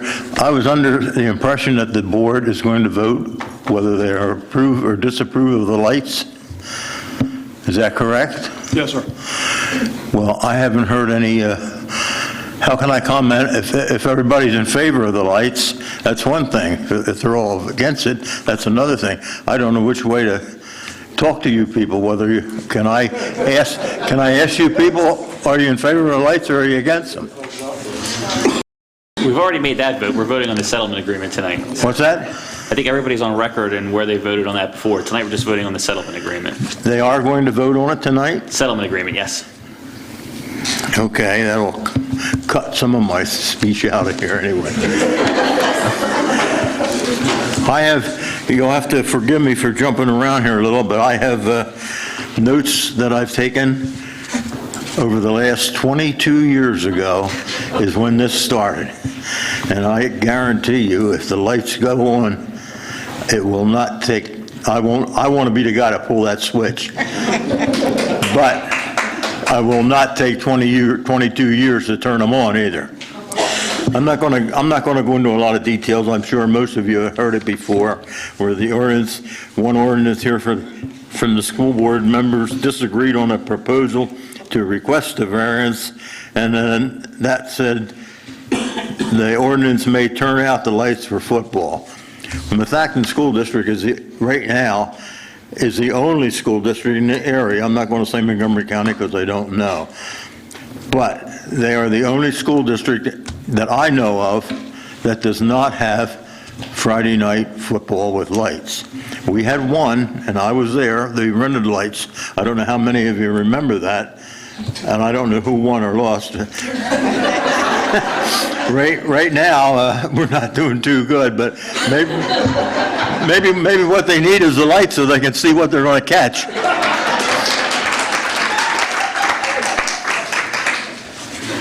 Years ago, 22 years ago, we had 12 teams in the area, 2 without lights. Now there's only 1. Cheltenham was the other one. I just don't want to bore you with a lot of things here. As I said, I lived at the corner of Mill and Hollow Road, which is 2,343 feet and 7 inches away from the football field. Now, I hear the music, I hear the football games. If they were on Saturday afternoon, sometimes I can't make it. I guarantee you, I'll either be dead or at the football game on a Friday night. And I'm sure that as a profit-making organization, I'm sure that the money that you collect for people coming into the game, I think it would be well worth having the football lights. And with that, I'm going to end my speech, and please, vote on the lights tonight. I missed a special meeting tonight just to come here, and I'm going to have another meeting tomorrow night over with the supervisors. So if you're bored about me tonight, don't come tomorrow.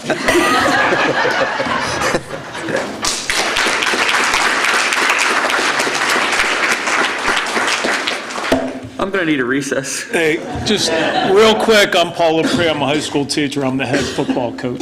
Oh! And you're right, we're not doing that great, but our kids try like hell. Anyway, I got you beat too. I was a student athlete in 1976 when I sat in the Worcester Township building and we lobbied for lights. So here we are today, right? Hopefully on the doorstep of having them. But I just wanted to thank you guys for your diligence in supporting the light project, and also the field renovations are fantastic. It's something that the community, the students, and the student athletes can be proud of. So thank you guys. Thank you. All right, before Mr. Evans yells at me, I'm going to move into items for board action. So item 6.1. Is that over public comment? No, there's no other public comment, correct? Okay. I just have a comment. You need to approve Mr. Evans officially will be the person that puts it. So make sure he'll be there. Okay. All right. When that happens, there might be a different lighting system. All right. Still electricity. All right. Item 6.1, settlement agreement. I will ask for a motion to approve the settlement agreement in the litigation matter of Methacton School District versus Worcester Township et al. In the Court of Common Pleas of Montgomery County, case number 2015-00779, regarding the appeal of the conditional use application decision of the Worcester Supervisors of December 18, 2014, for the proposed sports lighting on property upon which the Methacton High School and related sports fields are located. Mr. Phillips, is there a second? Mr. Pellicano, any discussion? All right, hearing none, I'll ask for a vote. All those in favor? Opposed? Unanimous.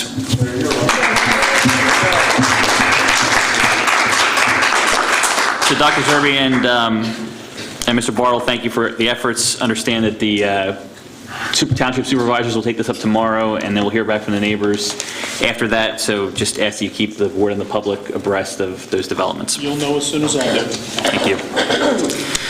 Okay, moving on to item 6.2, enrollment report vendor. I'll ask for a motion to approve the hiring of Citygate GIS LLC of Annapolis, Maryland, in the amount of $16,000 for the second enrollment projection study, contract pending solicitor review. Is there a motion? Ms. Woodring, is there a second? Ms. Hackett, any discussion?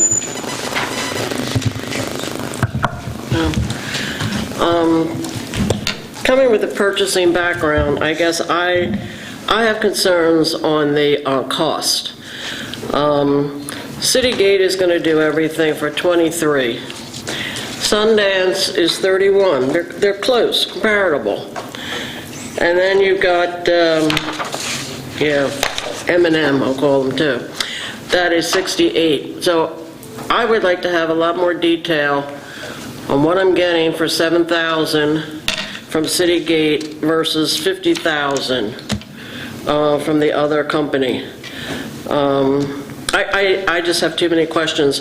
And on the redistricting, with the 7,000, are they, because they're going to give you this training session, so do they train you for the 7,000 and then expect us to do the rest of it? Or whereas M&M is going to do all of it? And they're taking 4 months to do it, where City is only taking 2 months. So I have more questions, and I think we need to study it further. Hold on, please. And Dr. Zerbe, anything you want to address from Ms. Shackelford? Or? No? I think I addressed those items earlier this evening. Okay. Additional comment? Mr. Pellicano. I guess I just wanted to ask Dr. Zerbe again, based on what we heard from the audience today, I mean, is there any concern with respect to the modifications that would be made by Citygate, whether they would actually result in potentially a different, overall methodology than the standard base cohort survival methodology? Mr. Pellicano and the rest of the board, members of the public, I mean, I'm not an expert in projection methodology. Yeah, I know he is. We heard that. What I am presenting to you this evening is the information that I got directly either out of the proposals from the vendors or from conversations with them. When someone tells me from a vendor that they do a modified cohort survival method, I write that down.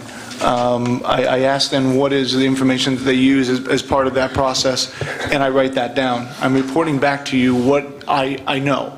And I'm telling you, I take the information that I know, I put it into a chart, I provide it back to you, and as a reasonable recommendation based on what I know, based on my experience, and based on my conversations and the data that I have before me, I'm making the recommendation this evening. I mean, if that's the case, I'd like to make a modification that we just defer until we really can be 100% sure. If it's a matter of having a conversation with the vendor and some of the board members, just to get that 100% assurance that we're there. It's only, we're only talking about a couple weeks if it's to the next board meeting, whatever it may be. Any other comment? Yeah, I do.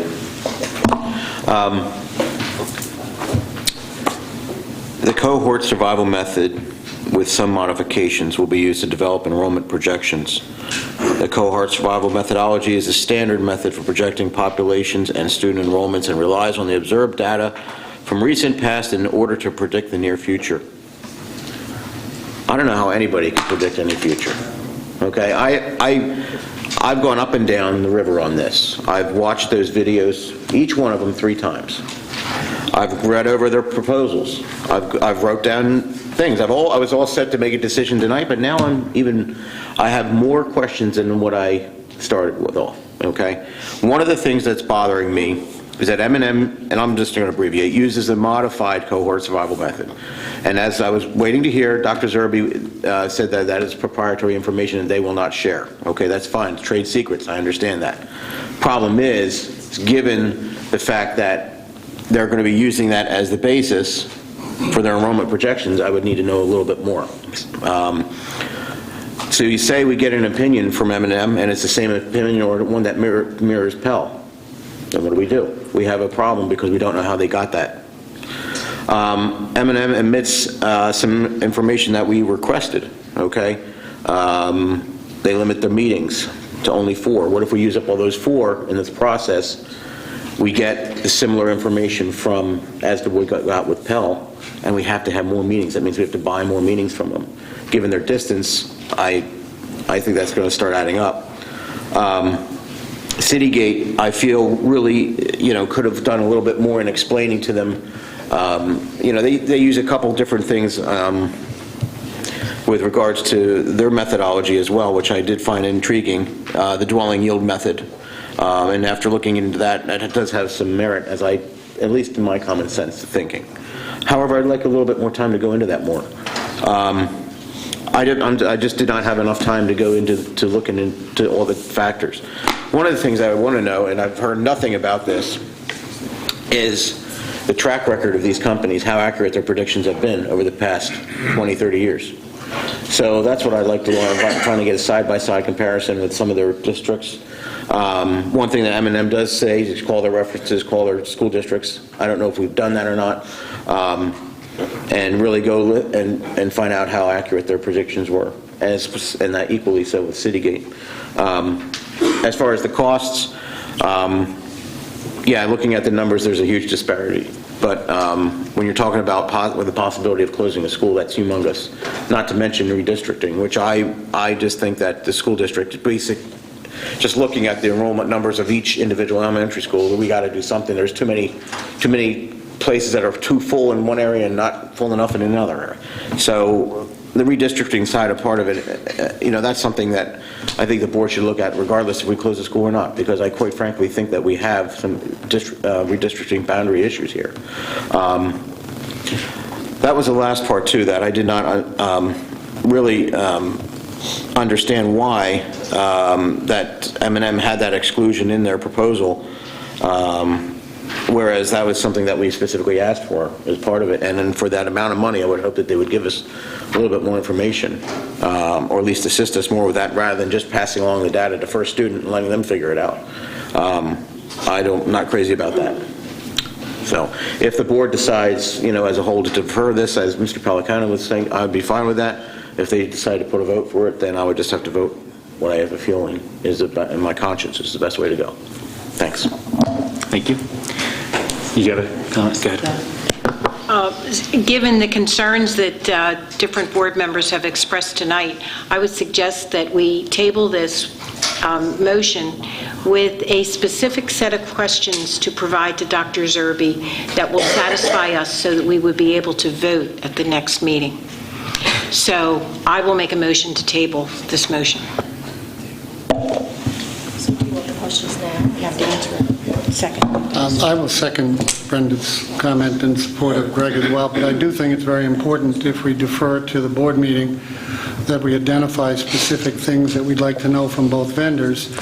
I'd like to get away from the use of the word cohort survival and come down another layer as to what data do you use and what do you do with it. And if it's proprietary, you can say it's proprietary, but at least give us an indication of how this study is undertaken so that we have a better comparison between the two approaches. That would be my thought. So are you agreeing with her, or are you seconding? I'm seconding. Okay, got it. All right, so we got a motion and a second to table the motion to approve that was motion by Kim and seconded by Brenda. So I think that's accurate. If we're gonna table this, then we have to have clear, specific things that we need to get back. And then I think we just need a guardrail. Are we trying to get information back on Citygate? Are we trying to get information back on M&M, or is it both? I mean, are we just looking for validation of Dr. Zerbe's recommendation, or do we have concerns about that group and we want to get information on both? I don't have a concern with the functionality of Citygate. I think they have everything that's required to do. I think they have the dueling yield method. I'm okay with that. My biggest issue that I see is the manpower. What I do like about Citygate is that we keep the software. We can use that as we see fit at our own time span. But I want to know who's going to be walking us through this process. We don't have people, as Dr. Zerbe just said, you're not an expert on this, and I don't know if anyone on staff is, but we need somebody to walk us through this process, because we can't just say, here's the software, train me on it, and then walk away. We need somebody to stay on top of the person that's using the software and make sure that we carry it from beginning to end. So whether they're going to be working with the consolidation committee, will be a big... Oh, okay. Anyway, my biggest thing is I just want to know who's going to be from Citygate or from our staff or some person you may hire that's going to walk us through from beginning to end. You had a comment? Just that procedurally, generally a motion to table is not a debatable motion. So if you would like to, you should vote on the motion to table. And then get further, sure. If the board then approves the motion to table, then you can discuss and get your ducks in line for whatever it is that you want to do as you move forward in the future, maybe under Dr. Zerbe's supervision with the consultation. Okay, was that your comment, or do you have something else? I'll wait. Okay. All right, so we got a motion and a second to table the motion Just till next meeting. till October 27th meeting. Well, just put it on the table. Just puts on the table. Table the agenda. Table the agenda. Well, doesn't she have to withdraw our motion then if we're going to? No. Okay. There's a motion to table. The motion to table then goes to whatever time period. If you want to bring it back up at the next meeting, you can do that by making the motion again. Okay. So the motion to table, all those in favor? Opposed? All right, the item is tabled. Was that unanimous? It was unanimous. Okay. So, Mr. Phillips, you had a comment you wanted to make? Well, the reason why I didn't want to make part of the motion that we vote on next week, you have two different companies, two different methodologies. As far as breaking off the phase one and just leaving it as the phase one and then waiting until a later date on the phase two, does that hurt us time-wise? Or is it just not as neat to vote on everything tonight? That's the first thing. Because and if someone wanted to make a motion for M&M based on that, we'll get that number and then we'll go back out and get someone to look at the attendance areas afterwards. I'm fine with that. The other is these different type methods. Have we seen any districts that have had bad results that we can show the actual results of where they're bad, as far as whether they're wrong on the birth rate, whether they're wrong on the economics, and that had a value to how much enrollment, building starts, whether the community is built out. But everybody, has said, oh, this is a standard form. So that study works nationwide, and that's why they're going off it. And there's no catastrophes. But if there is, what are those examples and how did they mess up? And I think we have to know how they messed up and then go forward. And so if it's making the public happy that we're using a different type study and it's not costing much different, and then phase two, which is our enrollment areas, I'm fine with that. and the question is, if the studies come back the same as the Pell study, is everybody still going to be happy? So, with that result. So, I have no problem voting on M&M tonight if you want to move that part forward.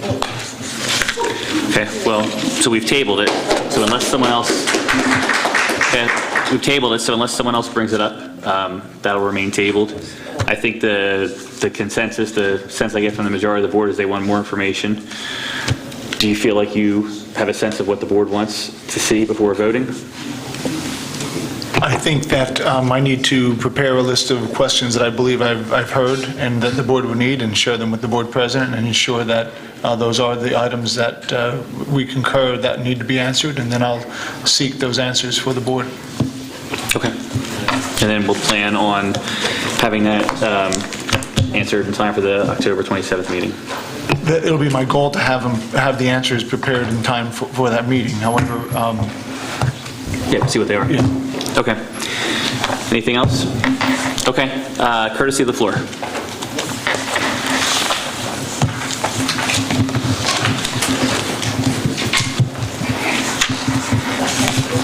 Ashley Wilkerson from Audubon. I just want to say thank you. I appreciate the process that's going on right now. I appreciate that you're taking the time to look into this. I hope that once this list of questions is generated and there are answers, maybe it could be shared with the public when it's shared with the board, because you obviously have a public who is very invested and engaged in this process and would like to participate along with you in getting this information and making sure that the right decisions are made for our kids and for all the kids who come after them, since that's what a lot of this data gathering process is about. So thank you. Thank you. Additional courtesy of the floor? Andrew Sander, Lower Providence again. I know it may be out of school, but I do think that someone like a Chris Boardman should be a part of what we're doing here as far as going forward, to make sure the board feels comfortable that there's someone who is expert in this, not just a vendor who has a personal stake, that would be able to help vet certain questions that you might want to ask. Maybe not in the decision itself, but just in vetting the questions that need to be asked to both vendors. Thank you. Thank you. Additional courtesy floor? Okay. I'd be happy to do that. Okay. I'll get with you after this. Yeah, whatever you feel comfortable with, I'd be happy to help. Okay. Okay. Can I have a motion to adjourn? Mr. Phillips, second. Ms. Woodring? Sorry. All those in favor? Unanimous. Adjourned. See you on October 27th. Don't forget to go to homecoming and the ribbon cutting.